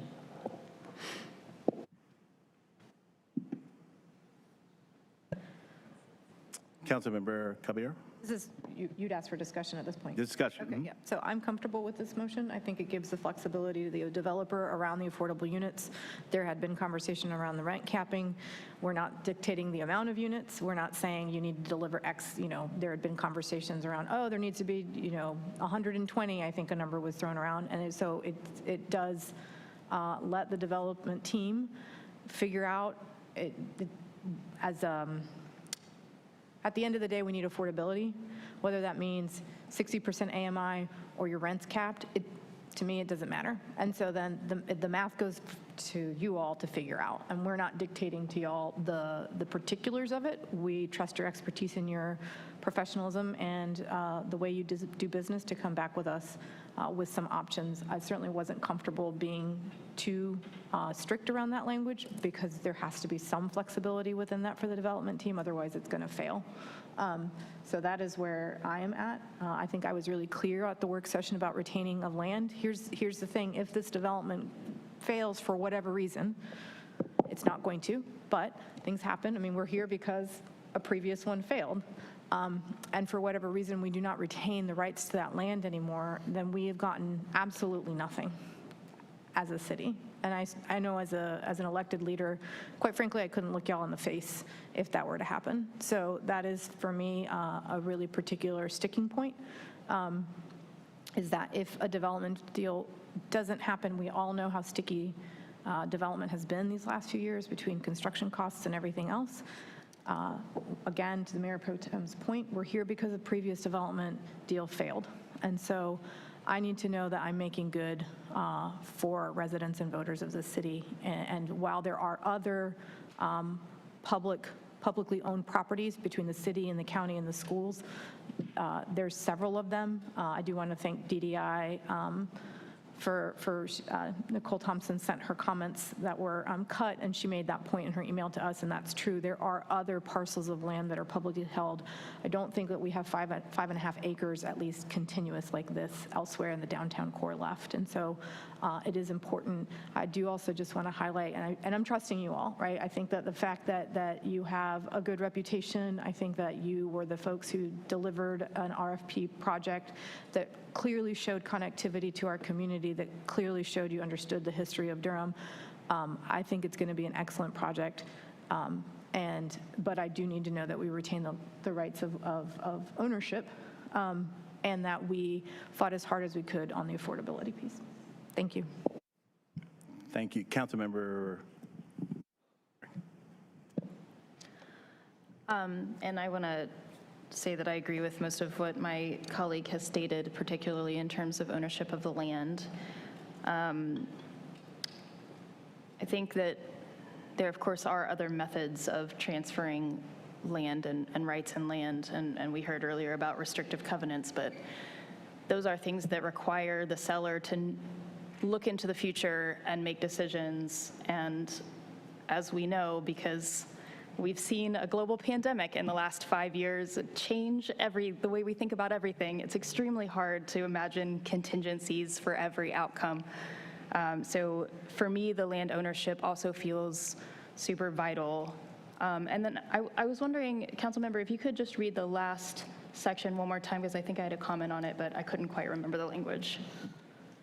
Yeah, so the last clause was, let's see, so required transactional documents with TPC 505 WCH LLC for the base scenario request for proposal submission as necessary for, let me get up here, the redevelopment of 505 West Chapel Hill Street with a ground lease and consideration of additional affordable units or an annual cap on rent increases not to exceed 6%. Okay, thank you. Yes, so I understand the need to be flexible in some of the things. For me, I would like to see it be a substantial number of affordable housing or a substantial number more affordable housing or the cap of, I think you said 6%. And the reason I'm thinking about that is because that has been the number one thing that we've heard from all of our community members. We sit up here and talk about affordable housing as a priority on this council all the time. Y'all know that it's my biggest priority and that I've literally spent all of my days working on that all the time. But also that was the number one priority listed on the RFP. So I think that that is the thing that has been the consistent thread through line from the inception of this third iteration all the way until this new council today. So that would be my request if it was a friendly amendment. Are you suggesting to amend the amendment? Well, actually, I did have a question about that because this is an amendment that was, or a motion that was brought by staff, so I'm not sure who declares it to be friendly or not, but I was asking that the substitute proposal have an amendment, yes. So to Councilmember, you want to add an amendment to you want to further amend Councilmember Ritz's amendment, is that? I said the addition of one word, yes. All right, let me establish some framework from a parliamentary point of view. We have a motion, a live motion. We have a substitute motion. We are now in discussion. So before we amend your amendment, and this is what work sessions are for, amend your amendment, we're going to, did you have another? I just had a parliamentarian question around that. What, you have point of order? I have a question. Sure. Yeah? Okay. I just was asking, my understanding would be that we would have to vote on it and then I don't think we can amend an amendment, I guess is what I'm trying to say. Thank you for that clarification. That's fine. We'll get to the parliamentary nuances, but I do want to, just since we're in the discussion part now, we've just voted to designate preferred status to a particular developer. And now we're considering a substantive change to, now instead of saying what we agreed upon at the work session, consideration of the potentiality of a ground lease structure, we are saying we want it to be a ground lease. That's the proposal. But we've chosen a preferred developer already. If we're going to say that this must now be a ground lease, why would I lock myself in as a decision maker to one developer without seeing what others might do? To me, that because somebody might bring us back a better deal. I mean, I'm going to prefer one developer, but then substantively change the terms of the agreement when we've got another developer, Conifer, offered us a 65-year land lease agreement with more affordable housing units. Why didn't we just take their agreement? It's kind of like, again, as I said earlier, we want Peebles to behave as someone else rather than just choose the someone else. This motion, and again, colleagues, and I want to be very transparent and just very forthright and not bite my tongue at all. Clearly, some of y'all have been talking since our work session. And that's clear because we had an opportunity to vet all of this. And to ask us to, contrary to what we said at the work session, which is a public meeting, to now dictate that it's going to be a land lease, when we're not binding, we can let them bring back the numbers. We may not like the numbers, and we still have the opportunity to tweak it or change it. I understand constituents. I understand wanting to be responsive to the folk who we feel beholden to. I'm beholden to a lot of people in this city, but we are now at a decision point where fiduciaries of this city, and we're in these chairs to make some tough decisions. The tough decision before us now is choosing a developer who will most effectively capture our values. And affordable housing was, listen, full disclosure, it's my chief value, but there were other values. The preserved folk had values. Our economic friends had values. Our other community stakeholders had values as well. And I just want to be very careful that we, first off, when we transmit something to the public in an open meeting, that we keep fidelity with that. Secondly, and I say this respectfully to you as decision makers, to choose a preferred developer and then, if I were Conifer, I'd be pissed because we're essentially saying we prefer a developer, but we want you to do what somebody else already presented. And to me, as a decision maker, I just don't think that's a road we want to go down in terms of our appearing effective and judicious to the folk who put us in these seats. Colleagues, I believe this motion that our staff worked on, that we said we agreed with at the work session, gives us enough flexibility and agility to do what we need to do. We're not moving any dirt tonight. All we are saying is what we said at the work session, go back, bring us what this looks like. I think that for tonight, for a council with no numbers before us, to say it's definitely going to be a ground lease, when our legal staff can come up with all kinds of ways for us to, even if we sell it, to still retain our values. It happens all the time. Municipalities do it all over the country. Folk do it all the time, sell it with terms. And our legal staff is the best in the business in the state of North Carolina. They will protect us. To do anything other than that tonight, to me, I'm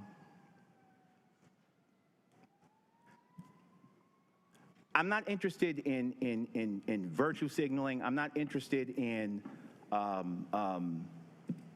yeah, well, I'll just leave it at that. To do anything other than tonight, I think would be borderline irresponsible without numbers in front of us. This staff has given us a way to get what we need to make an informed decision. And I'm comfortable with what we communicated at the work session. So I'm supporting the motion as is. Councilmember Caballero. Oh, Councilmember Freeman. Thank you. I really appreciate Mayor Pro Tem spelling out kind of what it looks like to go through 3 different processes and to be 3 different or 4 different councils at this point. What I will say, I will add to that in that I think what for me this evening, what drastically shifts from the work session conversation is that this is a public hearing and that there have been a lot of public comments shared that align with what Councilmember Riss stated in his substitute motion. But I'll also add, it's also the conversation that Mr. Peoples brings and exactly what happened in Charlotte. And so to your point about the, restrictive covenants, those can be removed. What can't be removed is the ownership. And so if there is a way to complete this project with a ground lease, I would like to see what that possibility looks like. And I think it's a great idea to at least acknowledging that there have been troubles in the financial market, to at least allow the developer to move forward and to include some of those things, acknowledging the shift in Charlotte. And so just from that 2 very specific positions, I can hear the conversation around, and I'm trying to catch it, the substantial housing or the housing, you have to say that last part again. Yeah, with the ground lease and consideration of additional affordable units or an annual cap on rent increases not to exceed 6%. And I think to that point, the piece where you're saying additional affordable units, being flexible around that, I think is probably where I have a little bit of angst, because I do think that there are numbers that have been floating around, and we're very well aware here in Durham that we're very engaged and that folks have ideas in their head, and they usually circulate amongst each other, and they've been shared publicly. And so I've heard the number 225. I haven't heard it come forward today, but I do want to make sure that the developer is aware that there are numbers, and the more community engagement that you do, the more likely you are to have more community support, which is why in the work session I kept stating that this is likely to come back before us a number of more times. I don't want to keep seeing it change, because what I'm very clear on is that I am still waiting around the corner from Fayetteville Street for it to be developed, and we are yet in another iteration of it, and that has produced 0 affordable units. And so when we talk about affordable housing, I am at my wit's end on the lack of housing that is actually being developed. I think Willard Street is the last of it that we've been able to get done, and I would like to see us get more done. So that's where I am. I appreciate Mayor Pro Tem's comments. I do think that, to his point, making the changes on the fly is never what you want to do, but here we are tonight, post-pandemic, post-Charlotte situation, and acknowledging that finances aren't always as clear as it can be. With the murkiness around it, I think we're giving you a little bit more guidance. As a new council, there are new members, and they have some ideas. And so rent caps, land lease, ground lease, however it looks, it's better to have more information up front, even though it's post the RFP. I want this process to continue. That's all. Thank you. Thank you, Councilmember. This isn't a public hearing. This is a general business item that is subsequent to a work session per regular order, work session that would have been on consent, but it was placed on general business. It's not a public hearing. I appreciate that correction. Absolutely. And just noting that there were public comments shared in the general business item. No doubt. Yeah, there were public comments. Yeah, I acknowledge. I heard them. There were public comments, and in deference to those public comments, for example, the 6%, I don't know the math or science behind that number. Maybe it might need to be higher than 6%. I mean, where did that number come from? I don't know the calculus or the equation that came up with that number. Why don't we let our professional staff do what we pay them to do and bring us back numbers so we can make an informed decision? I have no idea where that number, I don't know if that number is high. It might need to be 9% or 8%. And without doing the due diligence, at a Monday night where we're voting on motions that were crafted during our work session to just on the back of an envelope write down numbers, I just don't understand why we would do that when we could be shorting ourselves. I think this motion gives us enough leeway to get in. We're not breaking any dirt. We're not writing checks tonight. We're asking our staff to go back and bring us more information. And everything we're doing now, we can do again in an informed, intelligent way with numbers before us. I understand wanting to honor what our constituents, I'm part of these constituencies too, but this is leadership now. This is decision making.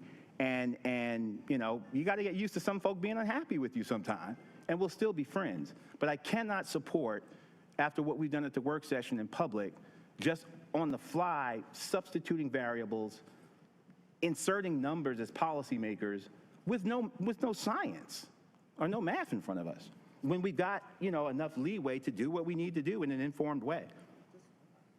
Councilman Freeman, then I'll come back to the end of the podium. Thank you. I did just want to offer, hearing your angst about the numbers, that it is actually a statement from the President of the United States around developing rent caps that can highlight some of this 5% conversation around the rent cap. So it's not just a number out of thin air. I do want to say that came out in July. I know it's newer. It hasn't been vetted or tried in many other cities or towns, but I do think it's something we could do here that does demonstrate what a cap, how we can work with developers in a public-private way to make sure that the caps are in place to prevent people from losing their housing. And I'm just offering that because I hear your angst, I understand it, and I just wanted to make sure you're. Thank you. I'm not familiar with the President's comments saying 6%, but Councilmember, I think, Councilmember, did you have your hand up? Okay, Councilmember Caballero, and then we're gonna. Thank you. I just wanted to highlight that the motion says "or" with the rent capping, and I think the reason we are interested in that is for flexibility for the developer. I think that is it's not "and." There was a nuance to choosing the conjunction we chose. I think it comes to the development team to show us your work. I mean, that's essentially what it is, and the bar is set high in Durham. I think I understand the Mayor Pro Tem's angst. I've said it during the work session. There were many of us, at least I was not super pleased with the way that the RFP conversation went down. I felt that, and I am the council member who said, actually, the city should just develop this. So I know Councilmember Johnson at the time and I were not on the same page. I just want to highlight that there's a reason why we chose, there's an "or" and not an "and." And I think it does provide flexibility for the development team. I think the rent capping idea, often you'll see a 3 or 4% on a rental property. If you're trying to accrue passive income, that's a pretty standard thing that a landlord will do on a lease just year over year, regardless of what they're doing or how they're improving their property. They will just include it. And so that is kind of what happens a lot of times with investment properties, and what's been happening across the United States is that you're seeing 8, 10 plus rent % increases for no reason. It's not because that building got a new roof. It's not because there's a new HVAC system. It's because somebody put some paint on a building and decided to up your rent. Your income hasn't increased, especially if you're on a fixed income as a senior. And so we do actually have to have these conversations. And certainly I think, at least my trust in this developer is this is going to be a collaborative process. This is going to be a process where we work together, because that is what was stated to us by the developer at the work session. Thank you. Councilmember Baker. Got a question for staff. First of all, I'm comfortable with the goalpost that has been proposed here tonight with the amended motion. To staff, I just wonder if you could tell us what is the next decision-making point for the council, and what are the steps? We vote on this tonight. What are the next steps that follow this? What's sort of the general timeline? Could you explain that to us and to the public? Sure. Stacy Poston, General Services Department. So what we would do if the motion passes this evening is we would begin to enter into negotiations with the preferred development team and attempt to draft a term sheet, development agreement, whatever documents were necessary based on the framework of the deal, and include those elements. And we would then come back to council for concurrence and recommendation to advance. So generally, we would need to have a discussion with the preferred development team to determine what the negotiation term might look like. And so we would be able to sort of have that conversation and then come back to council with those documents for your consideration. And what would be the decision-making point for council? Right, so you would make a decision on whether to accept the terms that were in the development agreement, and have discussion about those documents to determine if they had fidelity with the intent of council's direction this evening. Okay, thank you. Thank you, Councilmember. I think it's worth noting that if we're going to substitute every variable and define the terms, then there's nothing for us to consider. What they're going to bring back is what we tell them to bring back. If we say 6%, they're going to bring back 6%. If we say ground lease, they're going to bring back ground lease, and whatever those numbers are, we've already told them you're our preferred developer, notwithstanding if there's another developer that might do better. And we're here in the public saying that we prefer you. So the motion as it's stated now from the staff allows us to do everything that we've been saying for the last hour and still be in a position to look at the numbers, look at the terms, and make an informed decision on behalf of the people of this city, rather than us substituting variables just to be substituting them. So I would say that, to your point, Councilmember Baker, that what they will bring, if we close the door on the research and say this is the number and this is what we want, then we're not going to be surprised by what they bring back, because we, as the final arbiters of this city's business, they're going to do what we tell them to do. So, what else? Mayor Pro Tem, I want to echo Councilmember Caballero's comments. We're simply providing a little bit extra direct guidance to staff as they have these negotiations. We understand that that means a negotiation with the development team to figure out what's possible given these more explicit directions. That's all we're doing here. So I'd love to call for the vote. I think we've got some clear language. We said either more affordable housing or the rent cap idea. We want ideas, more affordability, as we heard here tonight, and that's what the motion will do. Thank you. Thank you. But I'm going to do justice to your substitute motion, because now you use either or language. We are now at the point of a motion, so I need a clear motion. So if you would, because we've had some discussion about amending the amendment, and either or in the motion and kind of a menu of items, we are now, as a council, getting ready to engage in a legal act of casting a vote. I need a clear motion. So if you would for us. I think I've offered that. I'm asked, well, and I'm telling you, subsequent to your offering, we've had a whole bunch of discussion. So for the sake of the record, if you would restate. Restate the entire motion, yeah, okay. To authorize the city manager to negotiate a non-binding term sheet outlining the terms of a development agreement and other required transactional documents with TPC 505 WCH LLC for the base scenario request for proposal submission as necessary for the redevelopment of 505 West Chapel Hill Street with a ground lease and consideration of additional affordable units or an annual cap on rent increases not to exceed 6%. Motion to substitute as read. Hold on a second. That's your motion.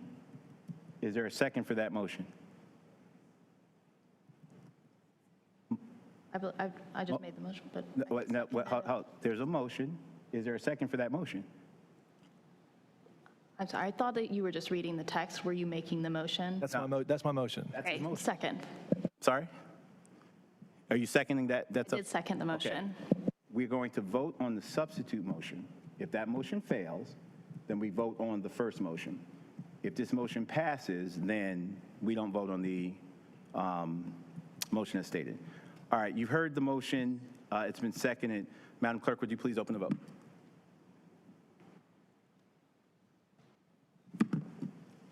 Please close the vote and report out. And the motion passes 5-1 with Mayor Pro Tem Middleton voting no. Do we need to do the? Okay, all right. All right, the next motion is to adopt an ordinance amending the General Capital Improvement Project Ordinance fiscal year 2024 to 25 as amended, the same being ordinance number 16338. So moved. Second. I have a motion and a second. Madam Clerk, would you please open the vote? Please close the vote and report out. And the motion passes unanimously. Final motion to authorize the city manager to negotiate and execute a contract for consulting services for the disposition and redevelopment of 505 West Chapel Hill Street between the City of Durham and HRNA Advisors, Inc. in an amount not to exceed $250,000. Moved. Second. Discussion. Staff, I have a question. With respect to, have we just decreased the level of work they need to do? And do we need to spend this $250,000? I would not say that we have decreased the amount of work that we need to do. I think that we are going to need to as a part of the negotiations, as we enter into discussions with the development firm and they provide financial pro formas and alternate scenarios to us, we are going to need to formulate and run models based on the varying array of options that are in these motions. And so we are going to need to have some discussion with our consulting firm about what it's going to take to be able to achieve those things. Okay. All right, the motion has been read. Did anybody? It was moved. Okay, it's a discussion, yes. All right, Madam Clerk, would you please open the vote? Please close the vote and report out. And the motion passes unanimously. All right, thank you. I believe that disposes of item number 7. Thank you all so much from the community for coming out and for being patient with us tonight, for your input. Thank you, colleagues, for a great discussion. Mayor Pro Tem, I would just like to raise my amendment as well. We've already...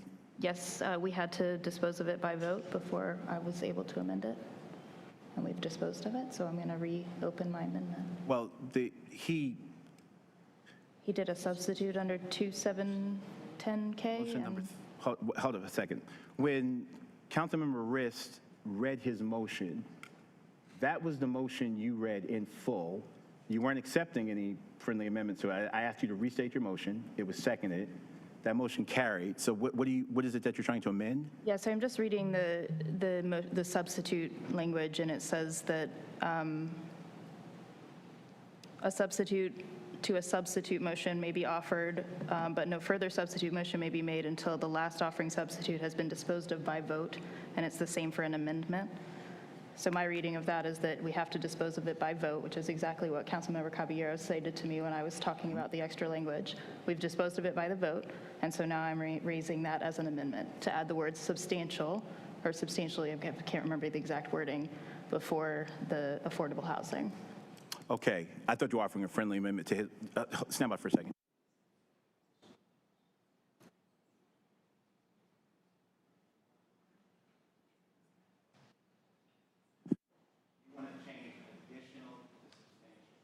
I want to add the word substantial, additional, Substantial additional. yes. Additional, yes. Substantial additional, yes. Okay. I'd like the addition to be substantial. I'd like that language to be in there. So essentially, the motion as it reads, but just with the addition of substantial before additional. That's correct. All right, the motion is to authorize the city manager to negotiate a non-binding, well, this is the old, I don't have the, if you, Madam Attorney, would you read the substitute? Did we capture the substitute motion? And if you would read that, and with the addition of substantial before additional. Okay. It would be to authorize the city manager to negotiate a non-binding term sheet outlining the terms of a development agreement and other required transactional documents with TPC 505 WCH LLC for the base scenario request for a proposal submission as necessary for the redevelopment of 505 West Chapel Hill Street with a ground lease in consideration for substantial additional affordable units or an annual cap on rent increases not to exceed 6%. Okay, is there a motion for it as read? Well, I'll take Councilmember Cook as offering the motion. Is there a second? Second. All right, I hear a motion and a second. Madam Clerk, would you please open the vote? I think, is anybody else having issues with it? All right, well, there it is. Open the vote. Please close the vote and report out.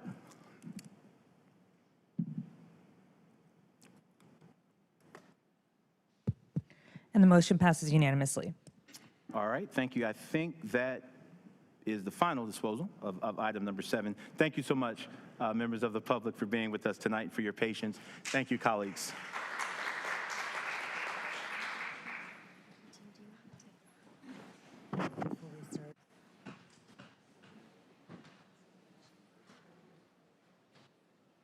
Okay. Colleagues, we'll suspend for a minute while our neighbors exit the chamber.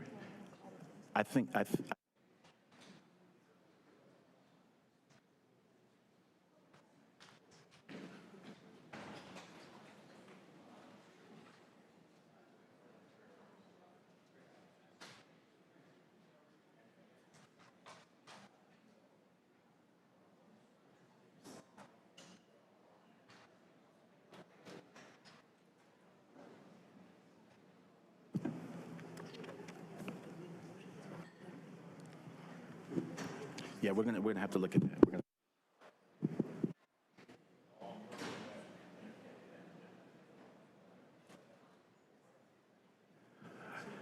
All right, colleagues, we're going to go start our general business agenda public hearings. We're just shy of 9 p.m. We'll get started. The first one is item number 17, Unified Development Ordinance Text Amendment, Omnibus 19, TC 2400001. This is a public hearing, and we'll hear from the staff. Good evening.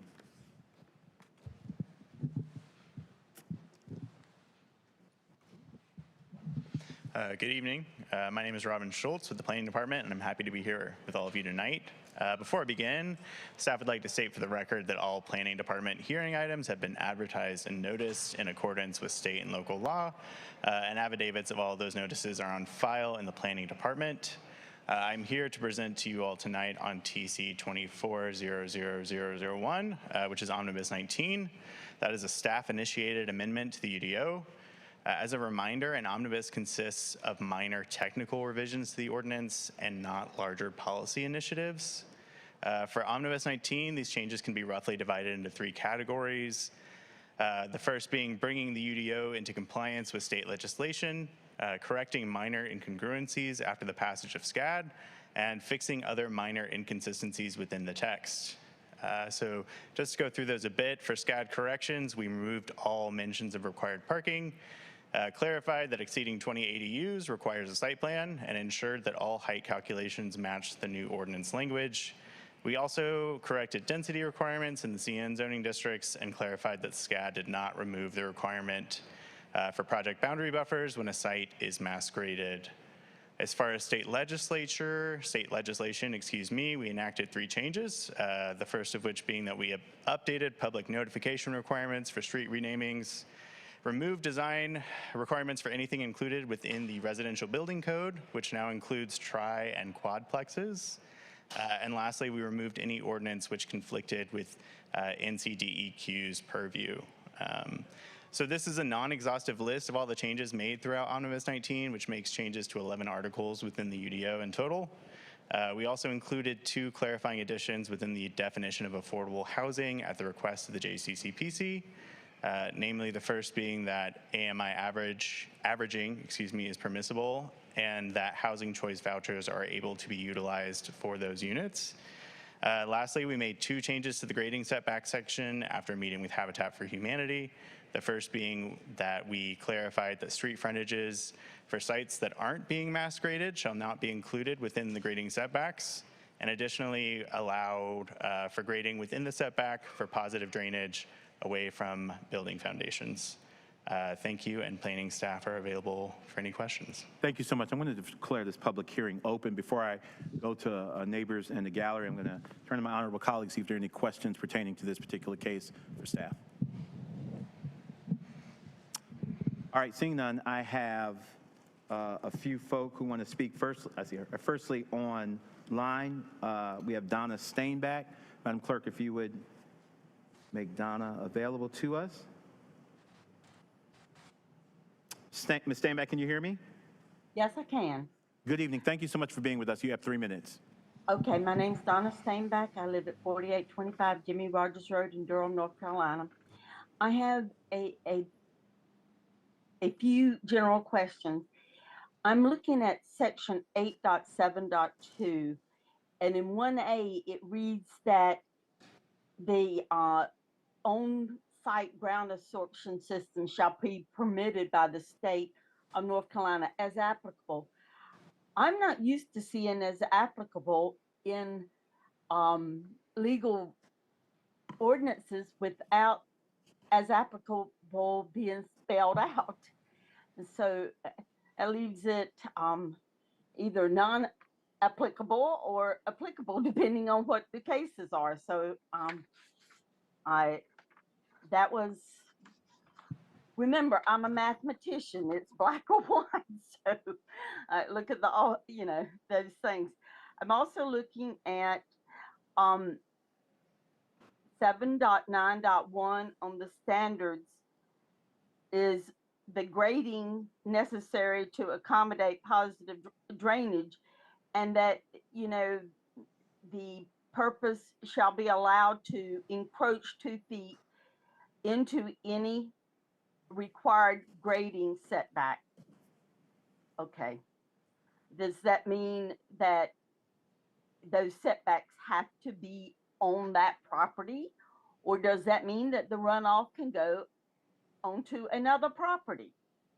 Uh, You know, I'll leave that as a question. And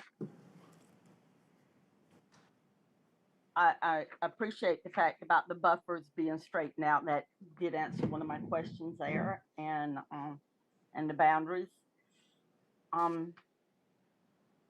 And is it my understanding that all of the wording about changing the parking has been removed, or does that mean that my concern about 10.2.5 and reducing parking spaces is valid, in that we're getting to be an older population, and a lot of people are coming to Durham to retire and may not be as mobile as others, be it, you know, how do you say, due to disabled problems or whatever. So I'm very concerned about parking spaces and removal of those, especially as they apply to ADA rules, and the fact of having enough there that people that are handicapped can use. Ms. Steinbeck, thank you so much for being with us tonight. Unfortunately, your time has expired. Friends, we're right at the 9 p.m. hour. We're going to take a break until 9:10, and we'll be back in session. And you until 9. That's right. Hold on to it.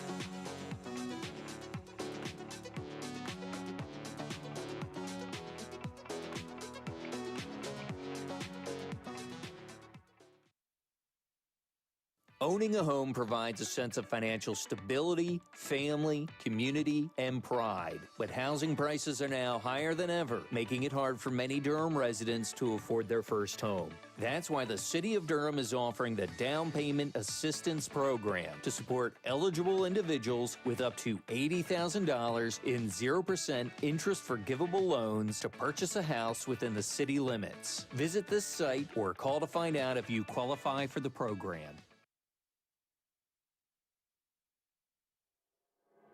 Everyone in Durham should be able to find a home they can afford. That's why Forever Home Durham is creating affordable, livable, and inclusive communities for low to middle income residents. From renting to owning, find out how the city is helping more people find homes right here in Durham. Learn more at foreverhomedurham.com.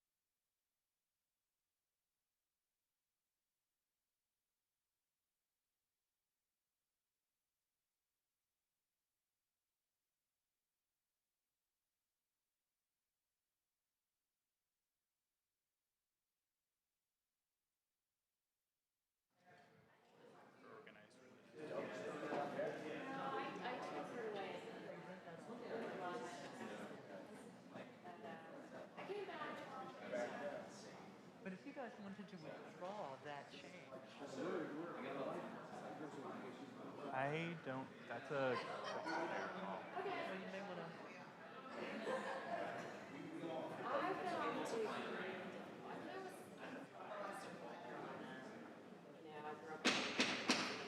Okay, friends, it's 9:10. We're going to get back to it. We are still on item number 17, Unified Development Ordinance Text Amendment, Omnibus 19. We've heard from our neighbors online. I'm now turning to those in chamber with us. I'd like to welcome Sherry Zane Rosenthal and Mimi Kessler in that order. You can't hear me? Not my fault. Turn the mics up. 1, 2, 1, 2. Yes, I got a green light. Hello, hello, hello. Can you hear me now? You can't hear me? Are y'all messing with me? I can hear you, but I can't hear you through the mic. Check, check. It's on. Check, check. Check, check. Check. None of our mics are on. I see. Check, check. There you go. Yeah. We have ignition. There you go. We are on item number 17. We're going to turn to our friends and neighbors in chamber. Sherry Zane Rosenthal, good evening. Thank you for being with us. You have 3 minutes. Hi there. My name's Sherry Zan Rosenthal. And, you know, omnibus text amendments are said by planning staff to be cleanup provisions to correct mistakes and inconsistencies, not to make substantive changes. But I believe that some of these accessory structure and accessory dwelling unit provisions of this omnibus inappropriately make substantive changes to the code. And in particular, I would really request that you remove provision 5.4.2 sub 1B6.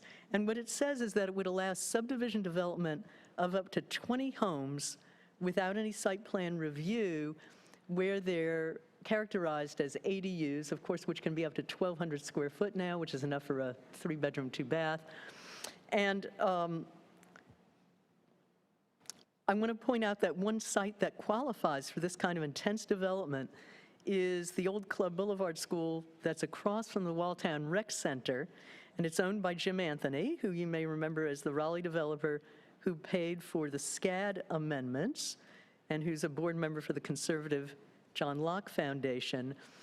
There is a church that rents on Sundays the auditorium of that old school, and that would be enough to allow him to use that so-called place of worship provision, which I think is unconstitutional, and it also is unconstitutionally vague as written, I think. But with this provision, you could all of a sudden have a 20-unit subdivision right there with no site plan review. For example, there are very old water and sewer lines for that site, and you wouldn't have the kind of review that other development of that size would get in order to determine where the stormwater goes, whether the services are sufficient to serve it. This is dense infill in an old section of the city, and we should be more conscious about how we do that kind of thing. And to continue making piecemeal changes to our code through the omnibus text amendments is, I think, to continue toward deregulating residential development and flies in the face of the comprehensive plan and our process to completely rewrite the code. I think we should be doing this comprehensively and not through these omnibus text amendments. Finally, I want to protest the changes to the neighborhood overlay districts of Lakewood and Old West. The point of these overlay districts themselves is to vary from the overall development ordinance. And so why, since the point is that they get a variance from the overall development for different rules that were developed after a lot of negotiation with the neighborhood and developers that work in those neighborhoods, why then would passage of the SCAD amendment mean that you need to make it Attorney Rosenthal, thank you so much for being with us tonight. Mimi Kessler? Thank you. Good evening. Thank you for being with us. You have 3 minutes. Thank you. My name's Mimi Kessler. I live in Durham. There are a number of problems with this ominous text amendment group. Page 3, 4.6.6C2B, removing all references to height of the primary and secondary structures, leaving only square footage. This means the ADU could be taller than the primary dwelling. This was a provision in SCAD that I thought was not adopted.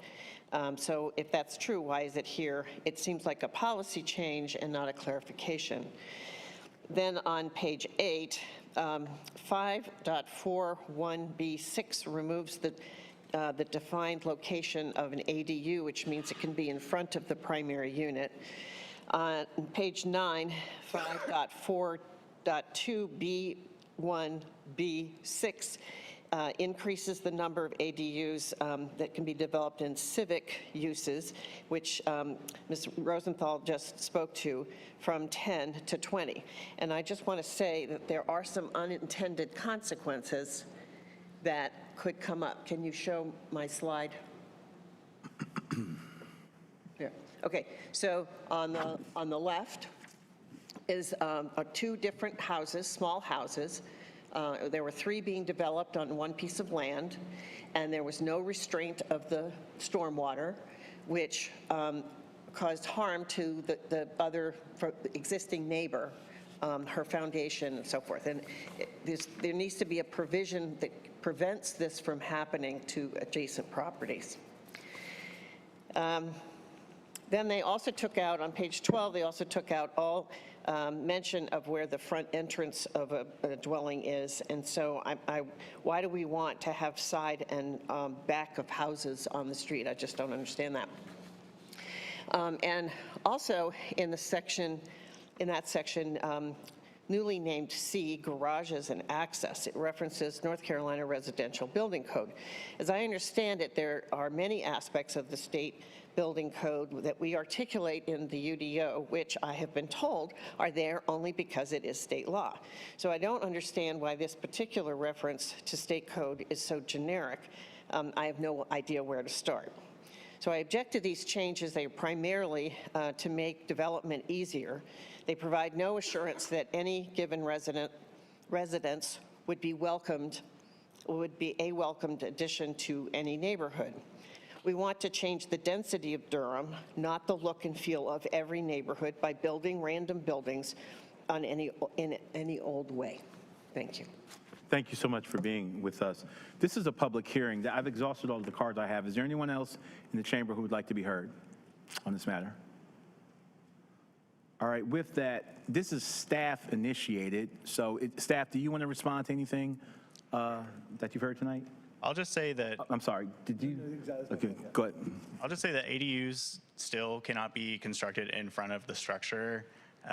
The changes to that language reflect SCAD, which stated that instead of being restricted to going behind the rear building line, accessory structures are allowed beyond the front building line. And so since an ADU by definition is an accessory structure, we have all of that language matching now. And as far as height goes, they still have to be subordinate to the primary structure in terms of height.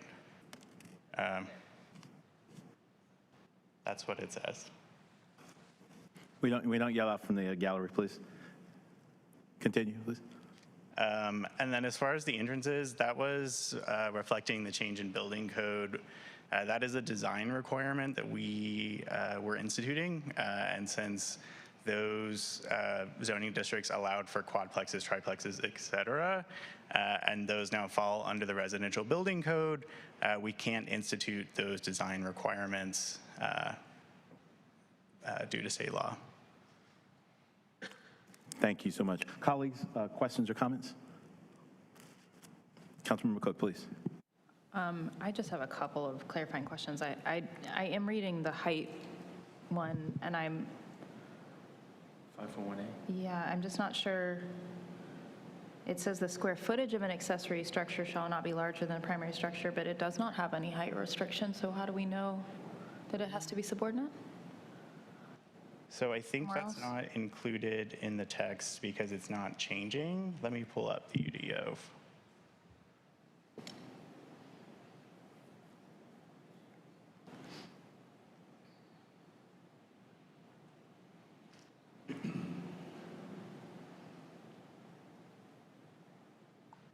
Oh, it says it below. Sorry. It looks like it says it in C. The maximum height of an accessory structure shall not exceed the greater of 2 stories and 32 feet or be the height of the primary structure in feet.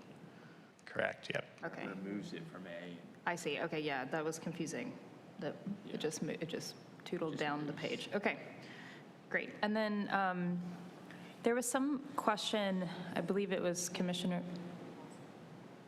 Oh, sorry, me? No, okay.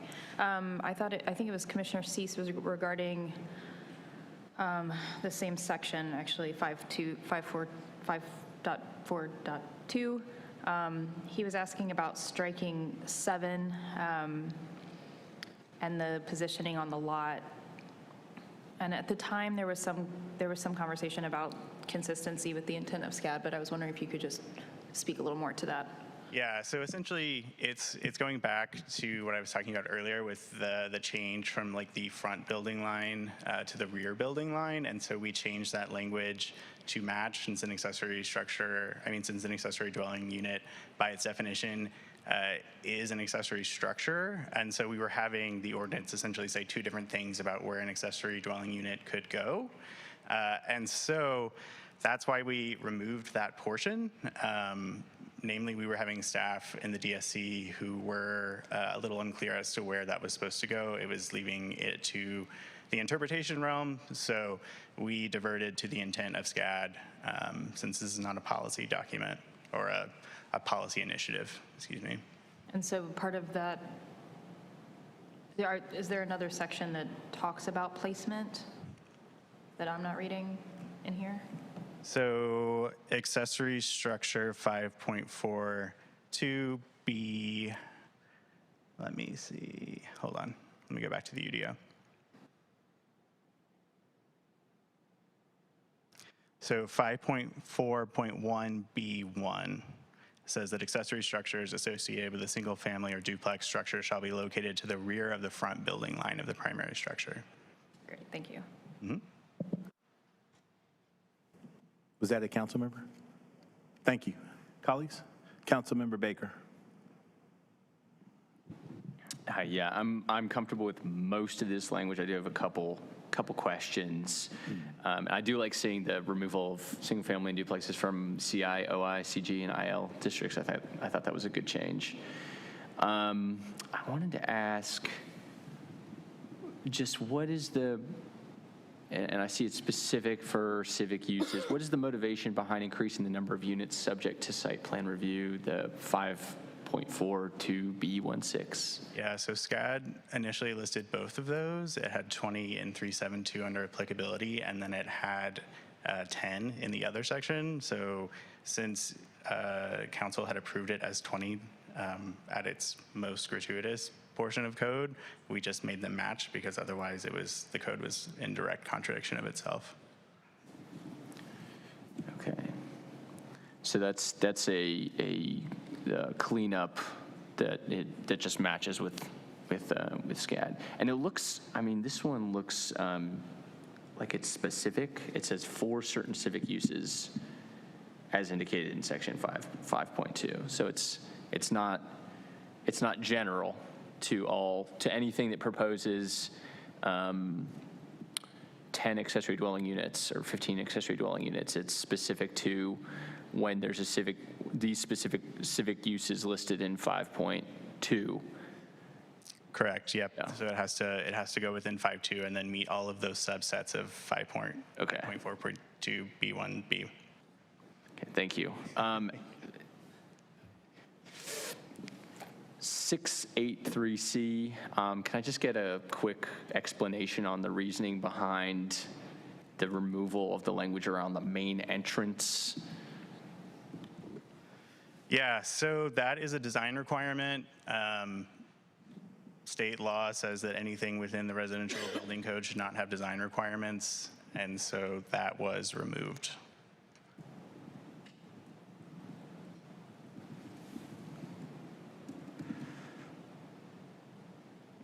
Okay.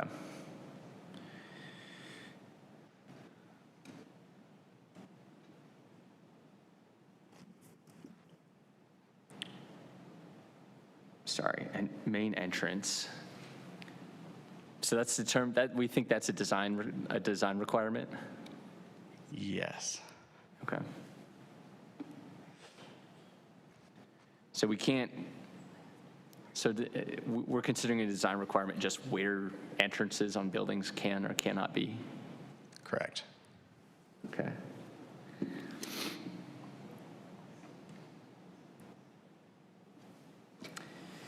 All right. Let's see. Yeah, like I said, I mean, I think some of this stuff I don't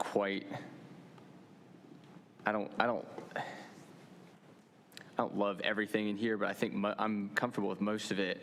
I will just say, sort of generally, reading through this and thinking about accessory dwelling units in Durham, it feels a little bit like scope creep, accessory dwelling units, where increasingly they're no longer accessory and they're just becoming dwelling units, and we are sort of freeing up what you can do with accessory dwelling units, which I love accessory dwelling units when they're accessory and small and provide that special kind of use and that special kind of space. And when you have a single family house and 1 or 2 accessory dwelling units with access onto an alley.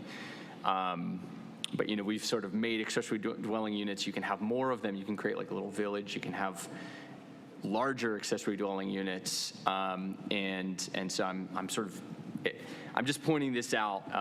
It just kind of feels a little bit like scope creep, like the accessory is being taken out of the ADU, and it's almost losing a little bit of its meaning when it comes to what an accessory dwelling unit is and what it does. So that's something that I'm just keeping an eye on. We'll be looking at as we move forward with the UDO rewrite. For the most part, I'm comfortable with most of what's in here, especially with some of the clarification that you've provided. So thank you. Thank you, Councilmember. Councilmember Ritz, please. I just have one question. Thank you, Mayor Pro Tem. Just one question for staff. As you know, we pay close attention to the Planning Commission written comments in all our packets. And so I see here that the Planning Commission supported this omnibus packet of changes 7-1, although the comments there are fairly thin. There's only a couple of comments. So I wonder if you could just clarify, did this kind of zip through the Planning Commission, or was there larger discussion just not reflected in written comments, or just give me some sense of like, yeah, what happened? Yeah. I don't want to say that it breezed through Planning Commission. I will say I don't go to every Planning Commission, so I can't really speak to amount of attention. I will say that generally that these are proposed as just being technical changes. Larger text amendments have engagement, lots of different coordination among, different departments, et cetera. We have like a much bigger process, which is what we're undertaking with the UDO rewrite. So I imagine that the fact that it's an omnibus, which is not supposed to have any sort of larger policy initiative, I feel like as though that's probably why you don't have a lot of comments or very long comments from the Planning Commission. Thank you. Mm-hmm. Thank you, Councilmember. Colleagues, Councilmember Freeman, please. Thank you. Just a couple questions. I really just wanted to track back to the chart, and I'm going to get to that page. But essentially, I just wanted to understand if there was any look at, if you're moving more of these accessory dwelling units and more of this to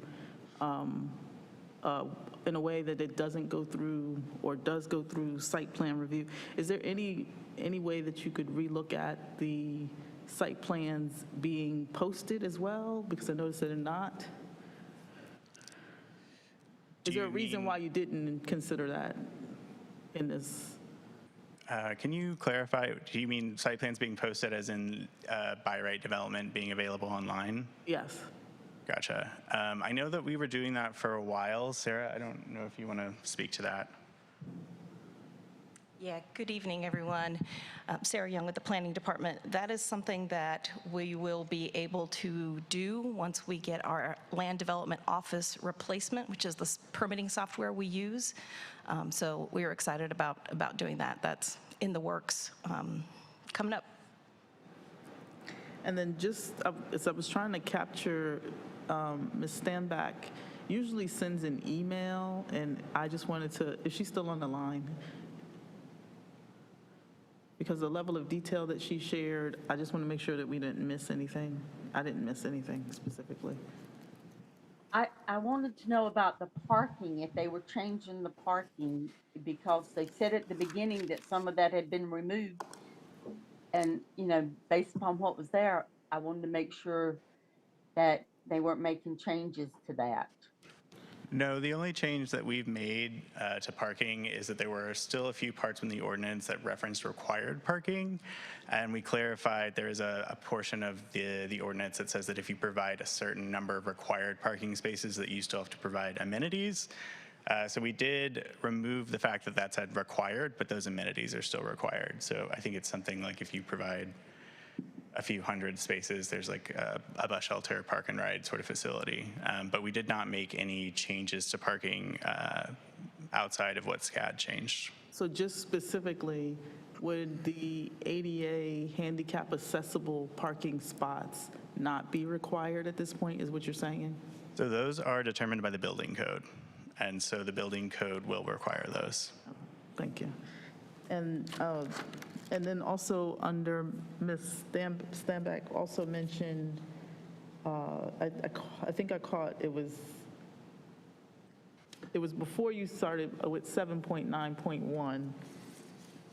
There was another one before that I missed. Okay, so 7.9.1, I'll do that one first. I will say that I did not respond to Ms. Steinbach's comments, so that's my apologies on that. So the reason that changed is that building code requires that there is positive drainage away from the foundation. That is something that we made more difficult through the text amendment process. So through that amendment, excuse me. So we are simply altering that piece of code to ensure that people can still meet the building code. And as far as the as applicable, I think that's because that clause initially said must go before the health department or the state as applicable, but now it is just the state. And that language was floated to environmental health, who are the ones that do a lot of the coordinating or do the coordinating with the state on those wastewater systems. And to that point, I think there was someone else who mentioned the harm to a resident neighboring structure. Is there any recourse that we're setting up in place to address that? Because I feel like this is going through a lot less, like a lower level of oversight, and it's just kind of like going to happen by right. So where's the recourse for residents in the community that might be affected by the water running into their foundation? Yeah, I mean, ultimately that is a civil issue. We did not change the code beyond making it easier to meet the required building code. I will say that that's definitely something that we have to think about as we're increasing density through the UDO rewrite. Given that this is not supposed to be a larger policy initiative, we just changed the language so that people could still meet building code. But I do think that's something that we need to consider as we're intensifying in the urban core. Thank you. I appreciate that. That's all I have right now. Thank you, Councilman Baker.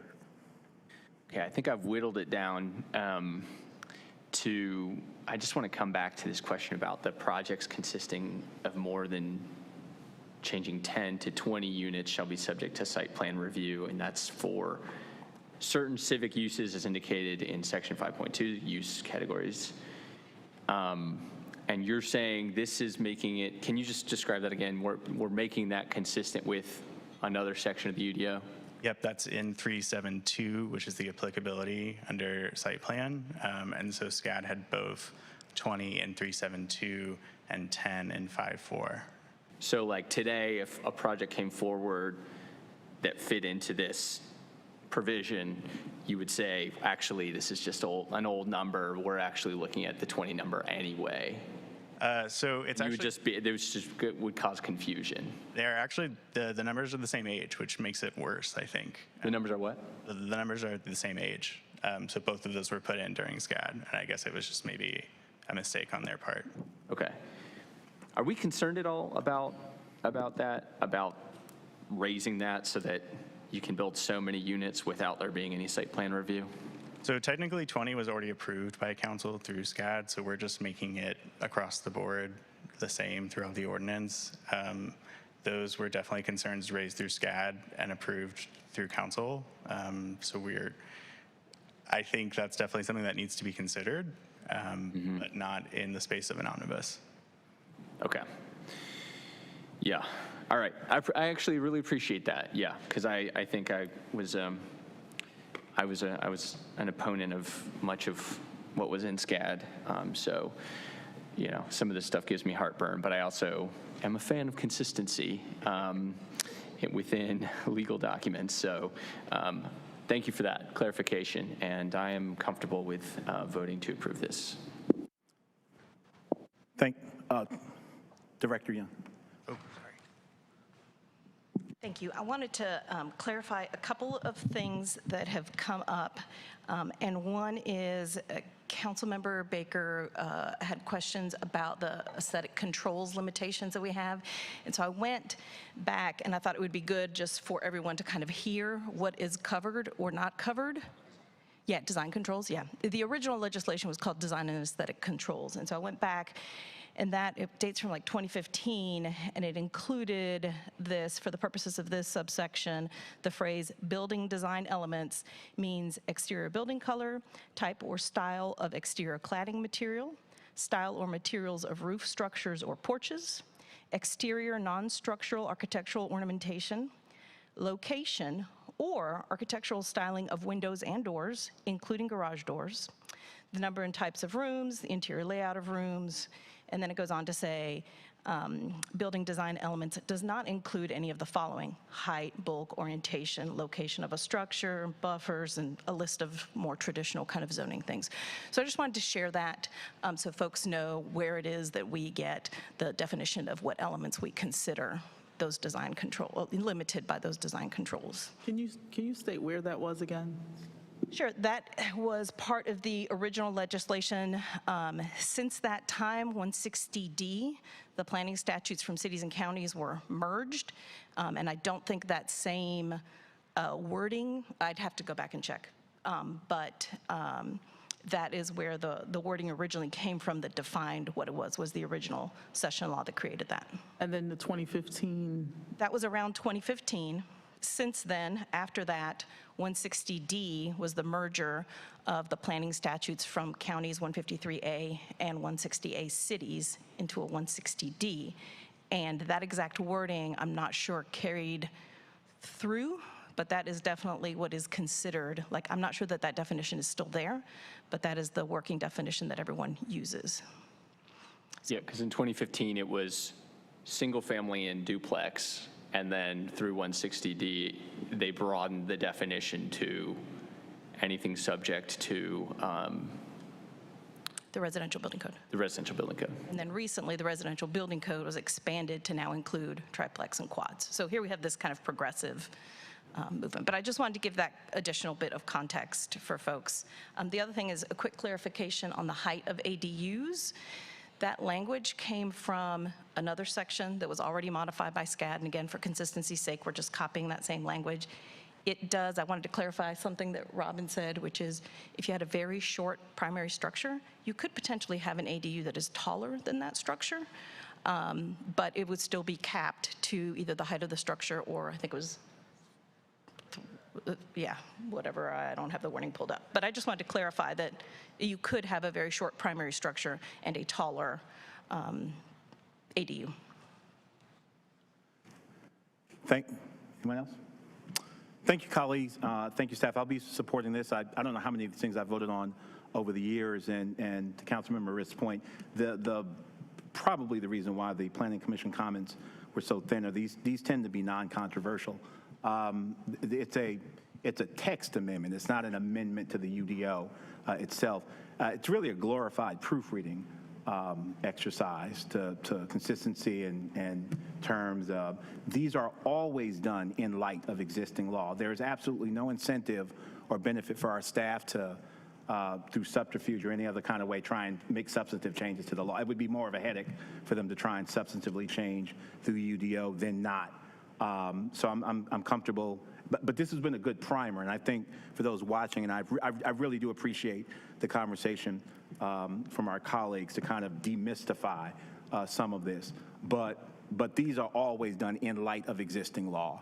And there's absolutely no incentive for it to be otherwise for the staff because they get in a lot of trouble if they try and do anything other than that. So I think the Planning Commission got this one right.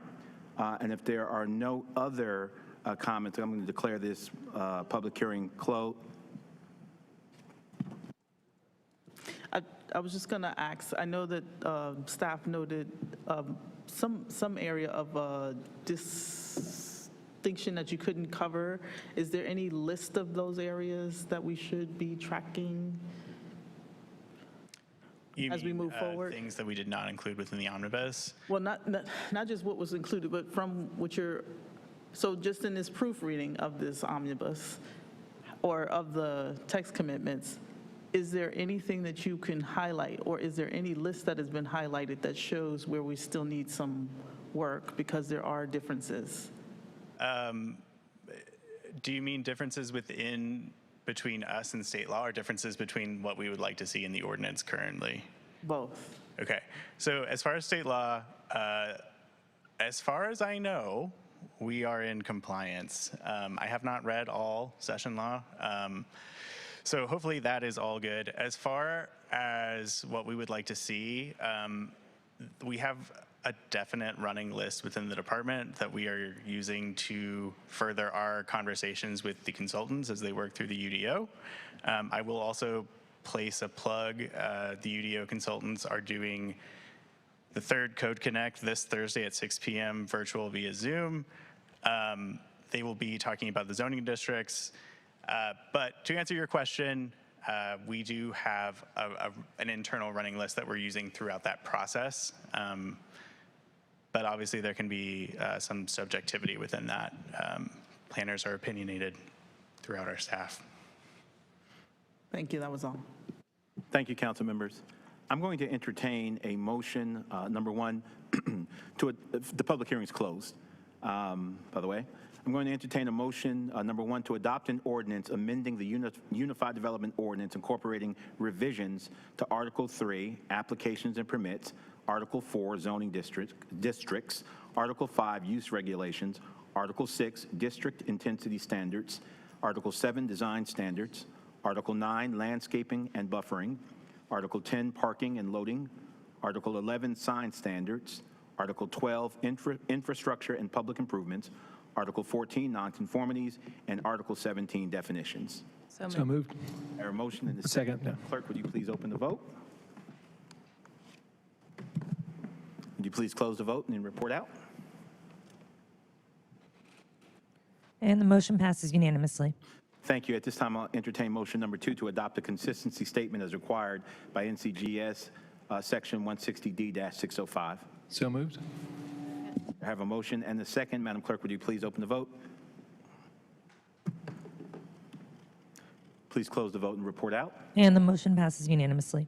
Thank you. That matter is disposed of. We move now to item number 18, zoning map change, Duke Central Campus Edition. This is a public hearing, and I will declare this public hearing open, and I'll start with a report from the staff. Good evening.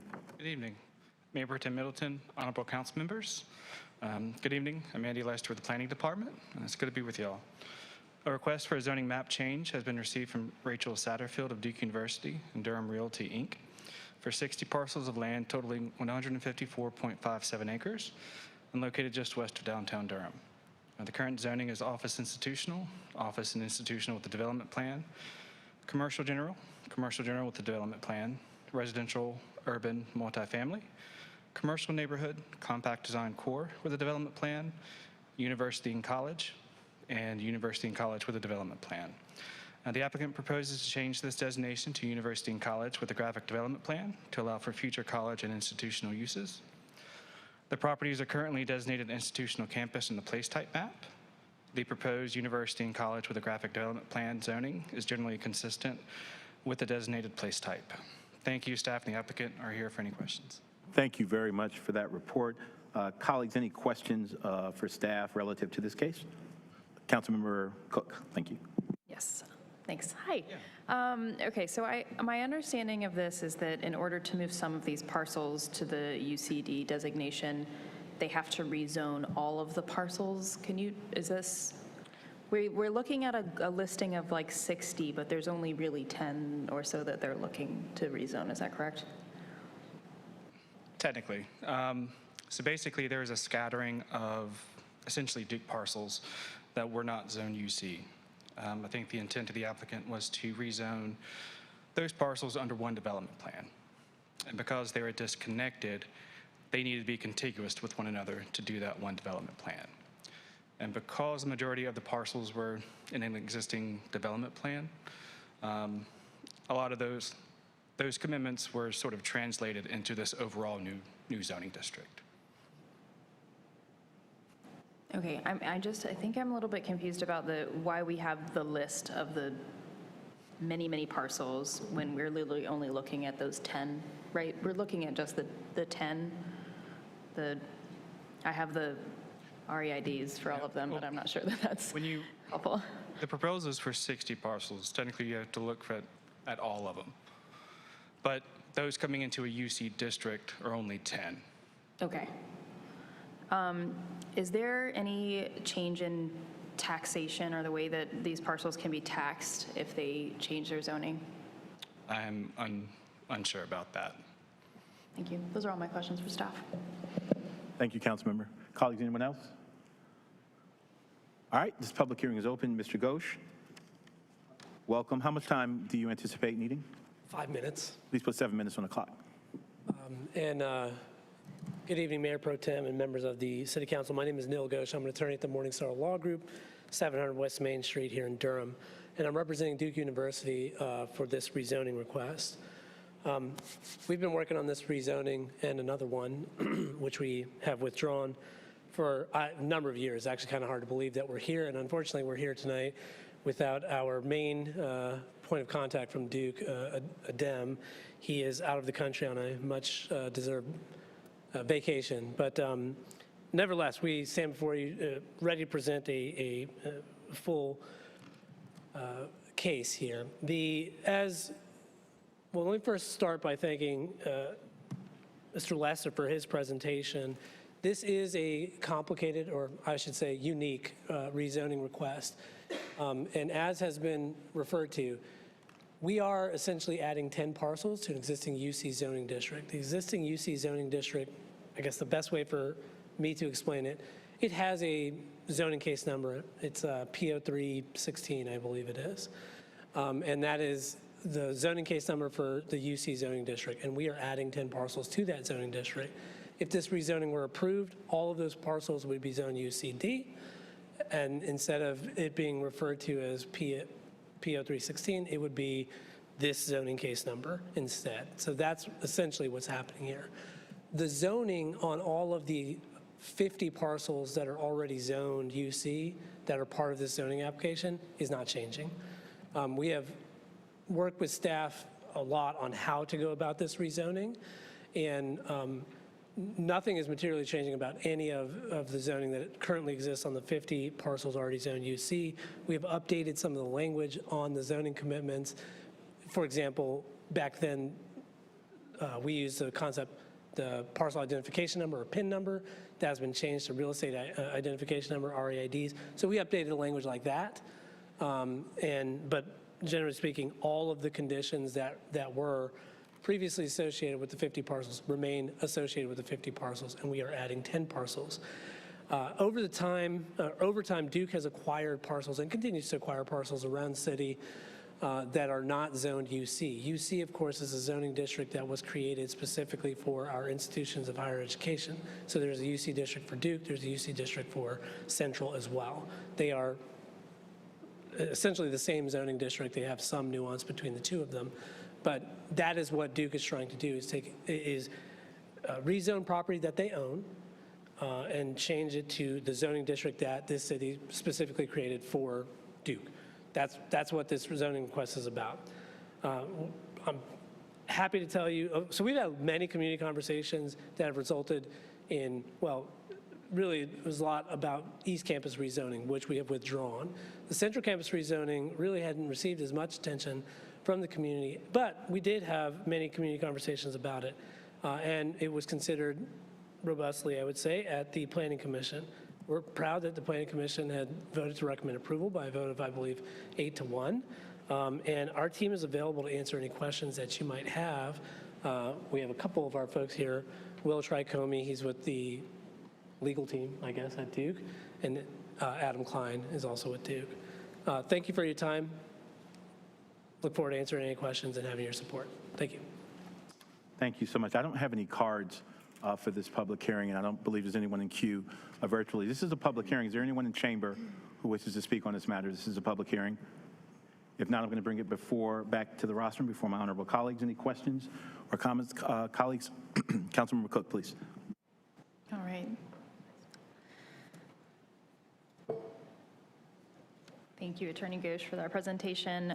So at the Planning Commission, which I'm realizing more and more that I am the only person that watches those, there were some comments, and this was back in April, that the city and your client had different ideas regarding a bike path and mobility, and you stated that you were going to have a conversation or a further conversation with the city and your client, and I was wondering if that conversation happened and what the We have not had a further conversation with the city about it. We have, this conversation would take place at the time that Duke is actually developing over in that area. So this is over in the area where Elf, Elba, and Pratt, if you're familiar with those streets. There are 2 city sidewalk projects, and the comment or the request from transportation was to coordinate some sidewalk and bicycle connections, 10-foot share path along those streets. And Duke's vision for that same area is aligned with the goals of the city to create more pedestrian and bicycle connectivity. However, I think they have a different vision than simply following the existing street network, which is kind of a grid in that area. And so they have a different concept that they have worked on previously, actually prior to my involvement with Duke. So I don't actually know a whole lot about the history of that, but there are no, I mean, one way or another, bicycle and pedestrian connectivity would take place in this section. I think the specific concern, well, there's 2. Specific concern is probably if Duke would have it their way, not in the way that transportation has suggested here, which is essentially a 10-foot side path along the street. The other thing is the commitment or the request from transportation did not come with a timing component, which is a little bit confusing. There are no plans that Duke has for development that are associated with this rezoning, or another way of saying that is, the rezoning request is not related to any specific development that Duke is trying to do. So the commitment doesn't carry with it a timing component, which made it unclear as to when the city was expecting it to be delivered. But Duke would invest in the pedestrian and bicycle transportation infrastructure in this area when they are developing in that area. So you've actually laid out my next question very well, which is why we are seeing this change without any development plan. Yeah, that's because of the nature of the UC zoning district itself. So one of the unique features of the UC zoning district, and I think is specific, I mean, this is kind of the point of it, is that the UC district allows all properties that are zoned UC to be considered jointly for infrastructure purposes all of the time, right? So this allows Central or Duke to kind of master plan their campus. Stormwater, for example, can be handled for development on any UC property, on any other property also zoned UC. The uses can be spread that way. The way Duke's planning process works, they have a conceptual master plan for the university. These parcels, these 10 parcels, are included on that conceptual master plan. The conceptual master plan, as it stands right now, does not show any new development on any of these 10 parcels. And the reason it doesn't show that is because they're not zone UC. Unless they're zone UC, the way that they can think about developing them, that changes depending on what they're zoned. So this is consistent with the way that Duke has approached their UC zoning generally, I mean, historically, I should say. Well, what you've just said is literally every application we get, which is the land use will change with the zoning. And we all the time get plans for that use.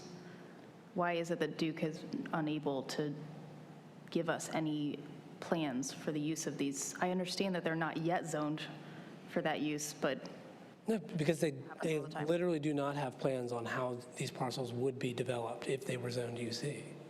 but you said that they've been working on rezoning these for a long time. Why? Well, we've been working on the rezoning application a long time. I mean, the reason is because this is a unusual zoning request. I mean, we've gone through a couple iterations on how to approach it. I mean, I guess I'm just stuck on the fact that this is how things come to us. And when you put an application in for a zoning change, you don't know if your zoning change will be granted or not, but you're still coming up with a plan and presenting a plan. Whereas you're asking us to make a change without having any idea what the plan is, but there is a need for the change by your client, or you wouldn't be here. They wouldn't be paying you, I assume, to come here and present this case. And so there is some driving fact behind getting the change, and then you want us to do the change, and then I mean, this came up multiple times. I mean, it was comments for the East Campus one, but I think it's all applicable, that the zoning is broad, and so we have no control over the changes that are made afterwards, as opposed to how this process usually works, which is you come before this body with proposals, and we decide if the change comes after. I'm just curious also about the timing of this, because how long have y'all been working on this rezoning? Oh gosh, I mean, I don't really know. More than 2 years, I know that much. Do you know when all of these parcels were purchased? Oh, over many years, yes. I mean, I don't know specifically, but yeah, I mean, they've been, I mean, Duke is acquiring properties just at a regular interval. They acquire properties continuously, I guess is what I would say. Yeah. I don't know how old the oldest one, was when it was acquired, or the newest one. And they own other, for what it's worth, they own other property in the city that is not zone UC, that also is not the request of, being requested to be rezoned. These specific parcels are on the periphery of property already zoned UC, and that's why they're essentially just trying to bring it into the fold of campus.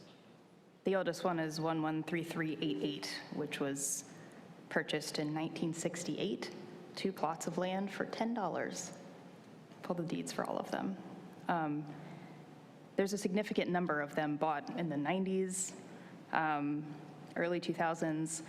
It's interesting to have this come before us with no plan in place, no even hint at what it might be. There's some conversation about, oh yes, in the future, we'll work with staff to develop something that works, but there will be no enforcement mechanism at that time once the zoning is changed.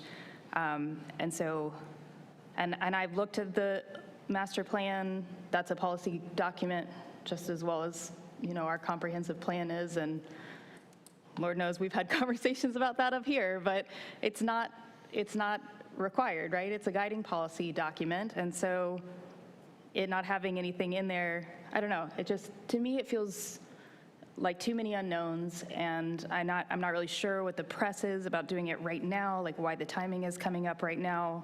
These plots of land have been acquired over decades, and I just feel like that I would like to see a plan before making a decision on rezoning this property. That's all. Thank you. Thank you, Councilmember. Colleagues, anyone else? Councilmember Caballero. Thank you. I just had a couple of questions, I think more for staff. I was just looking at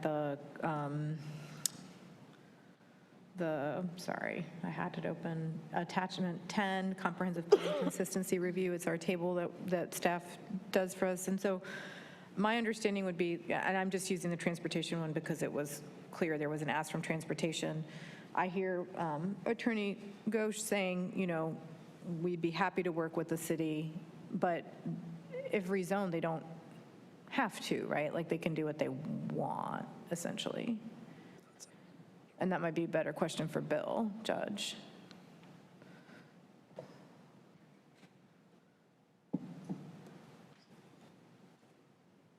So there's it's the 10-foot shared path, right? I get that that's what we are moving to as a city. In theory, we could say yes to this tonight, they could decide, well, for Duke, we don't need a 10-foot shared path, even though that's the city's vision. And then, but if we've rezoned it and they come up with something different, like it's on their terms, correct? Correct. So Bill Judge, Assistant Transportation Director. I think the main difference, so right now they are Elf and Elba and Pratt, those streets are all still public streets. So if they were to be rezoned and then come in with site plans to develop even within the UC, they would still have to meet the sidewalk requirements, which would be filling in any missing sidewalks, but that would limit it to basically a 5-foot sidewalk along the frontage. So we were trying to get that full bicycle and pedestrian connection from our sidewalk project there at the corner of Fulton and Pratt Street over to essentially the pedestrian signal there in front of the emergency drive, trying to get a connection through there, utilizing primarily the existing public street so that it would be something that the city could maintain and that the public would have access to. Perfect. And then to Attorney Ghosh's point with the timing part of it, I was just a little bit lost that there wasn't a clear timing mechanism. Is it because there's not any site plan essentially to tie it to, like often? Yeah, they apologize if that was not clear in our comments. Typically, those would be prior to a certificate of occupancy, at least for those parcels or that area, knowing that parcels may get recombined. It can get a little bit tricky into how you would actually write that into a text commitment, but we certainly would not, since there are other areas where they might develop, I don't know that we would require or look for them to build that connection if they're doing, work in another part of campus that's subject to this same zoning, since it is quite a large area. We would tie it to basically activity in that area. So there is a mechanism to get it if we needed it? Yeah, we just would have to probably work on some wording, knowing that parcel numbers or other things may change in the future. Okay, so in general, and I said this to the applicant earlier, if this was just a regular application, seeing that so many of our policies were not met, we ask a lot from the development community that is significantly smaller and less resourced than Duke University. That last time I checked, I had, this was 7-8 years ago, had billions and billion-dollar endowment. And so I feel kind of, my suggestion is that we continue this case. I am one council member, so that we can get clarity on some of these things. I think the applicant wants this rezoning. It makes sense from just a land use. It's NCCU has it. This is not anything different. I know that Duke is in their master plan. They have a lot of questions. But we all know that Duke has also not been the best actor sometimes. And so there is community distrust, and there's certainly distrust on this council around Duke being the best actor possible as the largest private employer and the largest landholder in Durham County. And so my job is to do as much due diligence as I do with somebody who's trying to get a rezoning for a duplex as the largest private landowner. So my ask to my colleagues would be if folks are open to a continuance so we can kind of dig into the weeds. And I'm happy to have more in-depth conversations with the applicant so that I feel comfortable with a yes, because tonight I'm certainly not comfortable with a yes. Thank you. Thank you, Councilmember Riss. Thanks, Mayor Pro Tem. I just want to follow up on those comments from my colleague, Councilwoman Caballero. And so my questions are probably similar, and the answers may be kind of the same, but I just want to note these. So, and this goes back to the consistency review. So I know Duke just announced a large climate initiative. I was surprised there was no commitment to sustainability at all in this. And again, it may be because it's not clear what the use is going to be, but that's, again, for me, was like a big sort of like big question mark. I figured that would be like a simple thing for Duke to say, yes, we want to address and exceed the UDO in terms of climate sustainability. The other one is on stormwater. I know that the commitment was to meet the UDO. Again, given Duke's big investment in the environment, I was expecting some kind of innovative stormwater management stuff here. But again, it may all be because there's not clear what the applicant wants to do. But again, those are for me more the same kind of questions. Like I would support the continuance because I'd love to see some more clarity on some of those questions. So, yeah. Yeah, just to respond to that. So I recognize how unusual this is. However, I will say that is exactly what the UC district is set up to do, is provide flexibility for our institutions of higher education. And so part of the issue here is that Duke does not have plans, specific plans, on how any of these parcels are going to be developed, which is not inconsistent with how any other property that Duke currently owns at Zone UC is situated. They own property that is zoned UC on which there is no current development, for which they have no plans for development. But the zoning allows them to figure out, so from an engineering standpoint, for example, you were talking about stormwater. Any other development, any other zoning district, if you are developing whatever, just a building, you're required to figure out how you're going to control for stormwater on the same parcel that is being zoned. Duke and Central have the ability to kind of spread that out, right? So you can build something on one parcel and have that drain to another parcel that is zoned UC and you know, deal with stormwater that way. Also, it's not a surprise that as one of our educational institutions, they have multiple fields of study. It's unclear what all or any of these parcels would be used for, but I want to give an example of like a farm, like an academic farm. So the way research gets conducted there might not lend itself to some of the sustainability requirements or, I guess a sustainability initiative that Duke has placed on itself, generally speaking, right? Like, you have to do the research to figure out how to do something more sustainably. If we're talking about simple vertical construction, I mean, I think that, again, there are processes that the university does that might not lend themselves to some of those. I mean, like it or not, the city has it as well.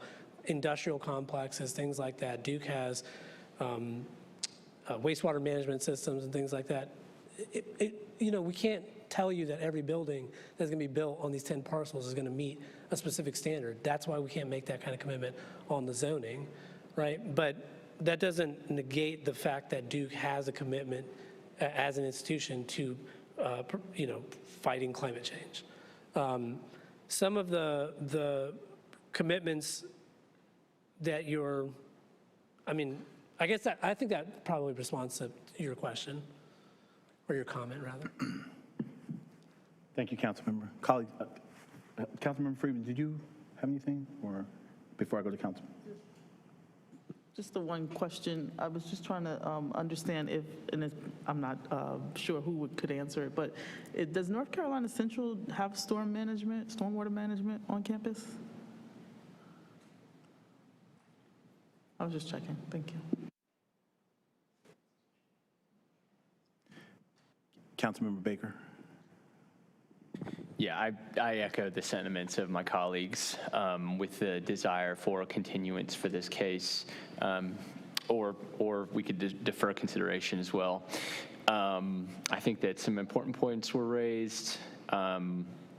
The point about the unfulfilled transportation request, the comprehensive plan policies, and really, I think, three of my colleagues, I think, summarized some of the sentiments, I think, very well. The relationship between Duke and Durham, the desire and the need for co-planning and collaborating and cooperating with one another in a democratic and fair relationship between the two, Duke being the largest landowner in the city. I think there's a real opportunity here for us to engage in this democratic relationship. We don't have any information, we don't have enough information about what is happening. The UC zoning district is a great zoning district for someone who owns property within the UC zoning district because it has that amount of flexibility. And on the other hand, Duke owns very important properties and a significant amount of those properties in core parts of the city of Durham. And so understanding how all these pieces work together, I think is going to be very important. So moving forward, I hope that we can have those kinds of conversations between folks who are leading this effort on Duke's side, as well as those up here on the dais and others in leadership of the city. Those are my comments. Thank you, council members. Well, I think the zoning planning commission got this one right again, and I would point to the lack of commentary from the planning commission. I'm not going to use the particularities of this case as a cudgel to go at Duke with any other beefs I may have. And may I just say, there's no other elected official in this city that has gone at Duke. When we had the light rail issue, and I recommended eminent domain, I almost had to move out of Durham, and nobody else had an appetite for it. So there's nobody in this city that has, said, if you want to hold Duke accountable, let's go to the mat. And I want to resist employing a standard that I would not employ with North Carolina Central to Duke in this particular case. I think it was Chris Rock who said that, black people's relationship with America is difficult. It's like your uncle who paid for you to go to college but molested you. It's a difficult relationship. Duke, Willard Street has a lot of Duke money in it. Our Office of Survivor Care, Duke money. Other issues with Duke. I mean, it's been a complicated relationship in history, but I want to be careful not to use this particular case to prosecute other legitimate conversations and questions that we may have with that institution that I think are better carried out in different contexts. And for the record, we have voted on rezonings without development plans. What we had was a list of what was not going to happen. The UC district, I mean, it's a university. They're not going to build a strip club. I don't see how that's going to forward their mission. And there are things that we know are germane to the forwarding of universities to their mission. And so I'm not going to, as tempting as it might be, employ a standard to them that I would not employ to North Carolina Central. There are folk on Fayetteville Street. I get emails from folk who are concerned about property acquisitions by Central on Fayetteville Street and HBCU Central. And there are black folk along that Fayetteville Street corridor who have some issues with Central's land acquisitions as well and some of their policies. So I'm not going to, I don't want to bring a different standard to substitute for legitimate conversations we need to be having in other contexts. I don't think this is controversial at all. They already own the parcels. It's not like we're going to get them as a city. We know the list of things that universities are going to do and not going to do, as we've approved other plans without, I don't know how many we've approved, and we've asked, do you have a development plan? Say, okay, but here's what we're committing, what we're not going to do. Gas station, electronic gaming center, all kinds of things. And we know that the UC, this designation is for university and institutional purposes. So I think the Planning Commission got this one right. I'm not interested in a continuance because if Duke knew what they were going to do, they would have said it already. So I don't know what a continuance is. I'm not interested in forcing them to make something up on the spot or tell me what they're going to do. I'd rather just vote it down and let them come again. They got, as you said, they got a lot of money and a lot of smart people. If they knew what they were going to do, they would have said it tonight. So, and they're not asking for a continuance. I'm not interested in helping them. They got more money than I do. I'm not interested in helping them come up with something with what they want to do. Either vote it down or vote it up would be my recommendation. But I don't really have an appetite to press Duke on what they plan on doing, like I wouldn't Central it either. Those are my comments. Thank you. And I'm just trying to, I was trying to find in the UC zoning, I know there was something in it that stated specifically that when you came for a rezoning, there should be a development plan attached or a new development plan submitted. It didn't say like should, it actually said shall, which I interpret to mean, as usual, you have to submit something. And I'm just trying to understand if that one-page map is supposed to be like the development plan that's updated? Staff. From 2020? Staff will respond to your inquiry, council member. Yeah, so there is the development plan for the entire 60 parcels. I think the graphic development plan, I think on sheet 3, shows the entire UCD zoning district, and on, I think, 4 and 5 shows sort of the specific characteristics of the 10 that they're bringing into the UCD. And typically what that means is that for the UCD, they need to illustrate the transitional use area, which is essentially a buffer for the UC district. So anytime it abuts a zoning district that is not UC, there's extra restrictions on that perimeter of the district. And that's illustrated in the development plan. And the reason I bring it up is because I also had to just take a look and just see what North Carolina Central had, and I noticed that their plan was like 118 pages, and it covered a whole variety of different things, and I was trying to figure out where Duke's plan like that was that submitted, and it may have been submitted previously, and we're supposed to refer back to it, but I didn't see it in our documents this evening. Could you rephrase that, please? So for North Carolina, the other organization in the city that has a UC zoning that previously I know has come and requested a zoning map change, submitted a 118-page master plan around what they were doing on the campus.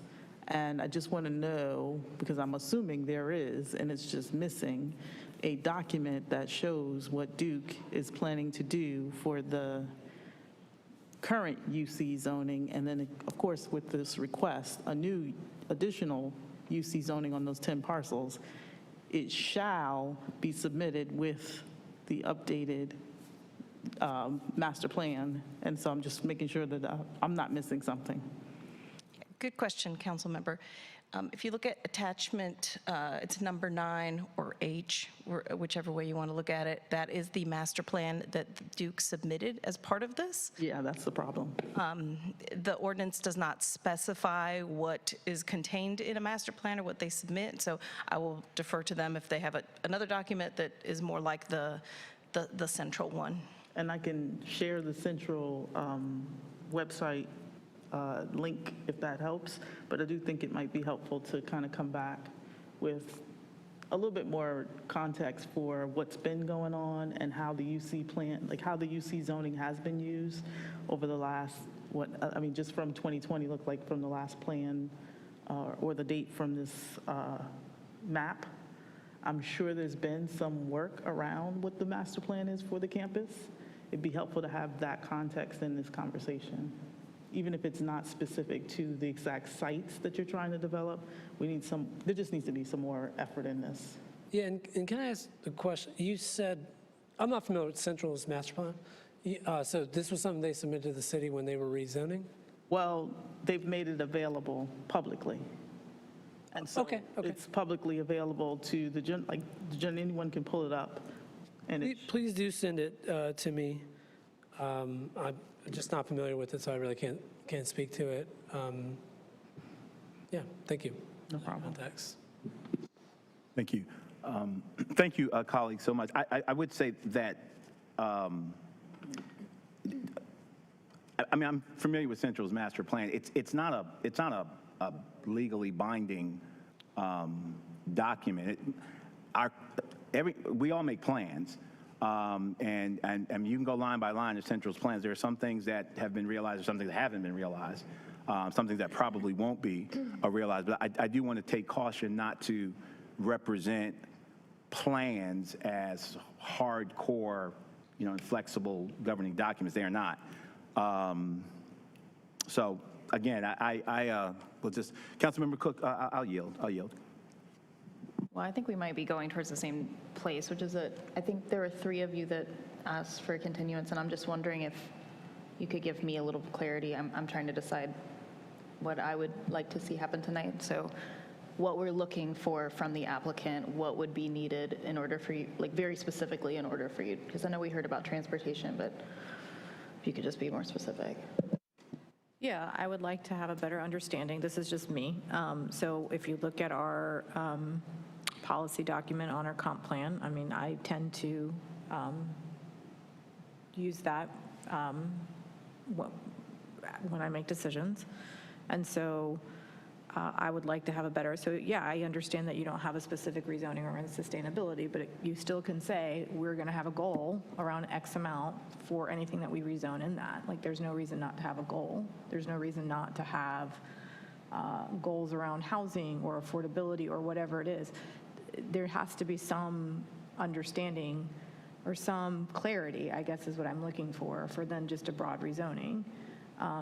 This is the leverage we have. I mean, Councilmember Baker always talks about the power of zoning and land use, and like, I want to wield it.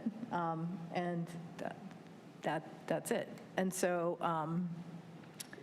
and I expect, and again, I had conversations with both Attorney Ghosh and Adam Klein earlier today.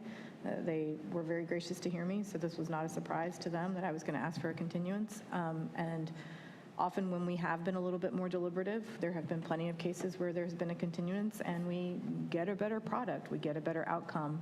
And I think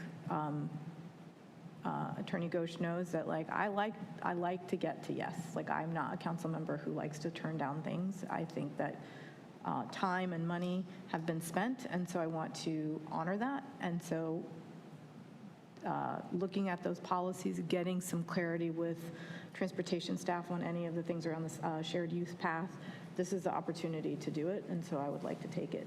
Again, I'm one council member, but I think that a pause, which is what a continuance gets us, will ultimately get what the applicant wants, which is a yes vote, and it will help provide some clarity for those of us who are either on no or on the fence or having some anxiety about it. Thank you. Thank you. I have a comment and a question. I appreciate Councilman Caballero's comments. I mean, for me, the clarity is college and institutional uses. And I can imagine what that looks like for a college and institutional use. I mean, the other thing is that, you know, if this ain't going to be the last time Duke wants something from us. If they screw us on this, you're coming back before us again at some point in the future for something.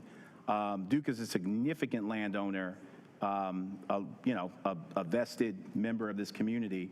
And, you know, if they just go buck wild and build something ridiculous that has nothing to do with education or research or amenities for their students, and then come back before us asking for something else. I mean, I'm pretty comfortable with the designation college and institutional uses, whether it's research labs or building for housing. But that, again, that's just me. I'm one council member.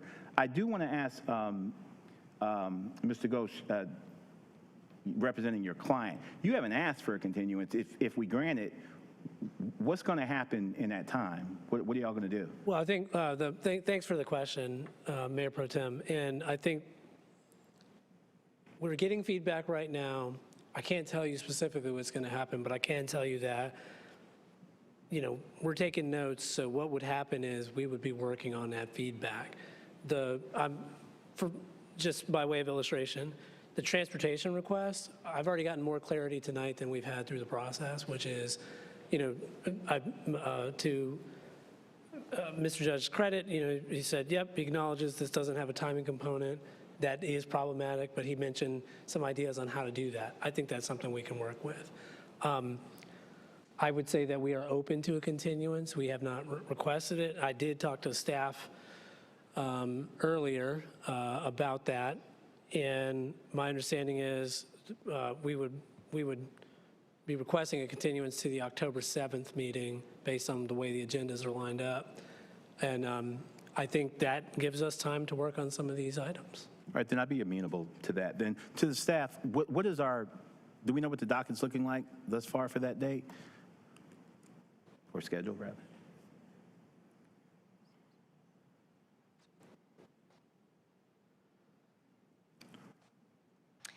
Yeah, so far we have scheduled 2 right-of-way annexations, which should be very simple and straightforward.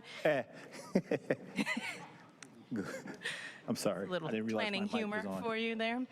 And then there is a consolidated annexation case and just a rezoning for an industrial site. So 2 other cases that are not right-of-way. So that's why we suggested that date, that lighter than some other agendas we have coming up. Okay. Council, would I just keep the public hearing open until that date? All right, I'm going to poll the membership and just look for consent. I think we've crossed the 4-vote threshold. Can I get a thumbs up for continuing to October 7th? All right, opinion of the chair, it's unanimous. So this public hearing will be held over until October 7th. is the date? All right. Thank you, Mr. Ghosh. Thank you. And just an FYI, it'll be in your inbox this evening. Did you ask for the master plan, Councilmember Freeman? Colleagues, do we have a Is that what you had requested? Say it again. You asked for the master plan? Well, I was sharing the master plan. Okay. It's on their website. Yeah, I do think that document would be helpful, Attorney Ghosh, as well. On our website. All right. Thank you, colleagues. I think that comes to the end of our agenda with no other business coming before this council. It's August 19th, 10:25. I'm declaring this meeting adjourned. Thank you all. God bless Durham.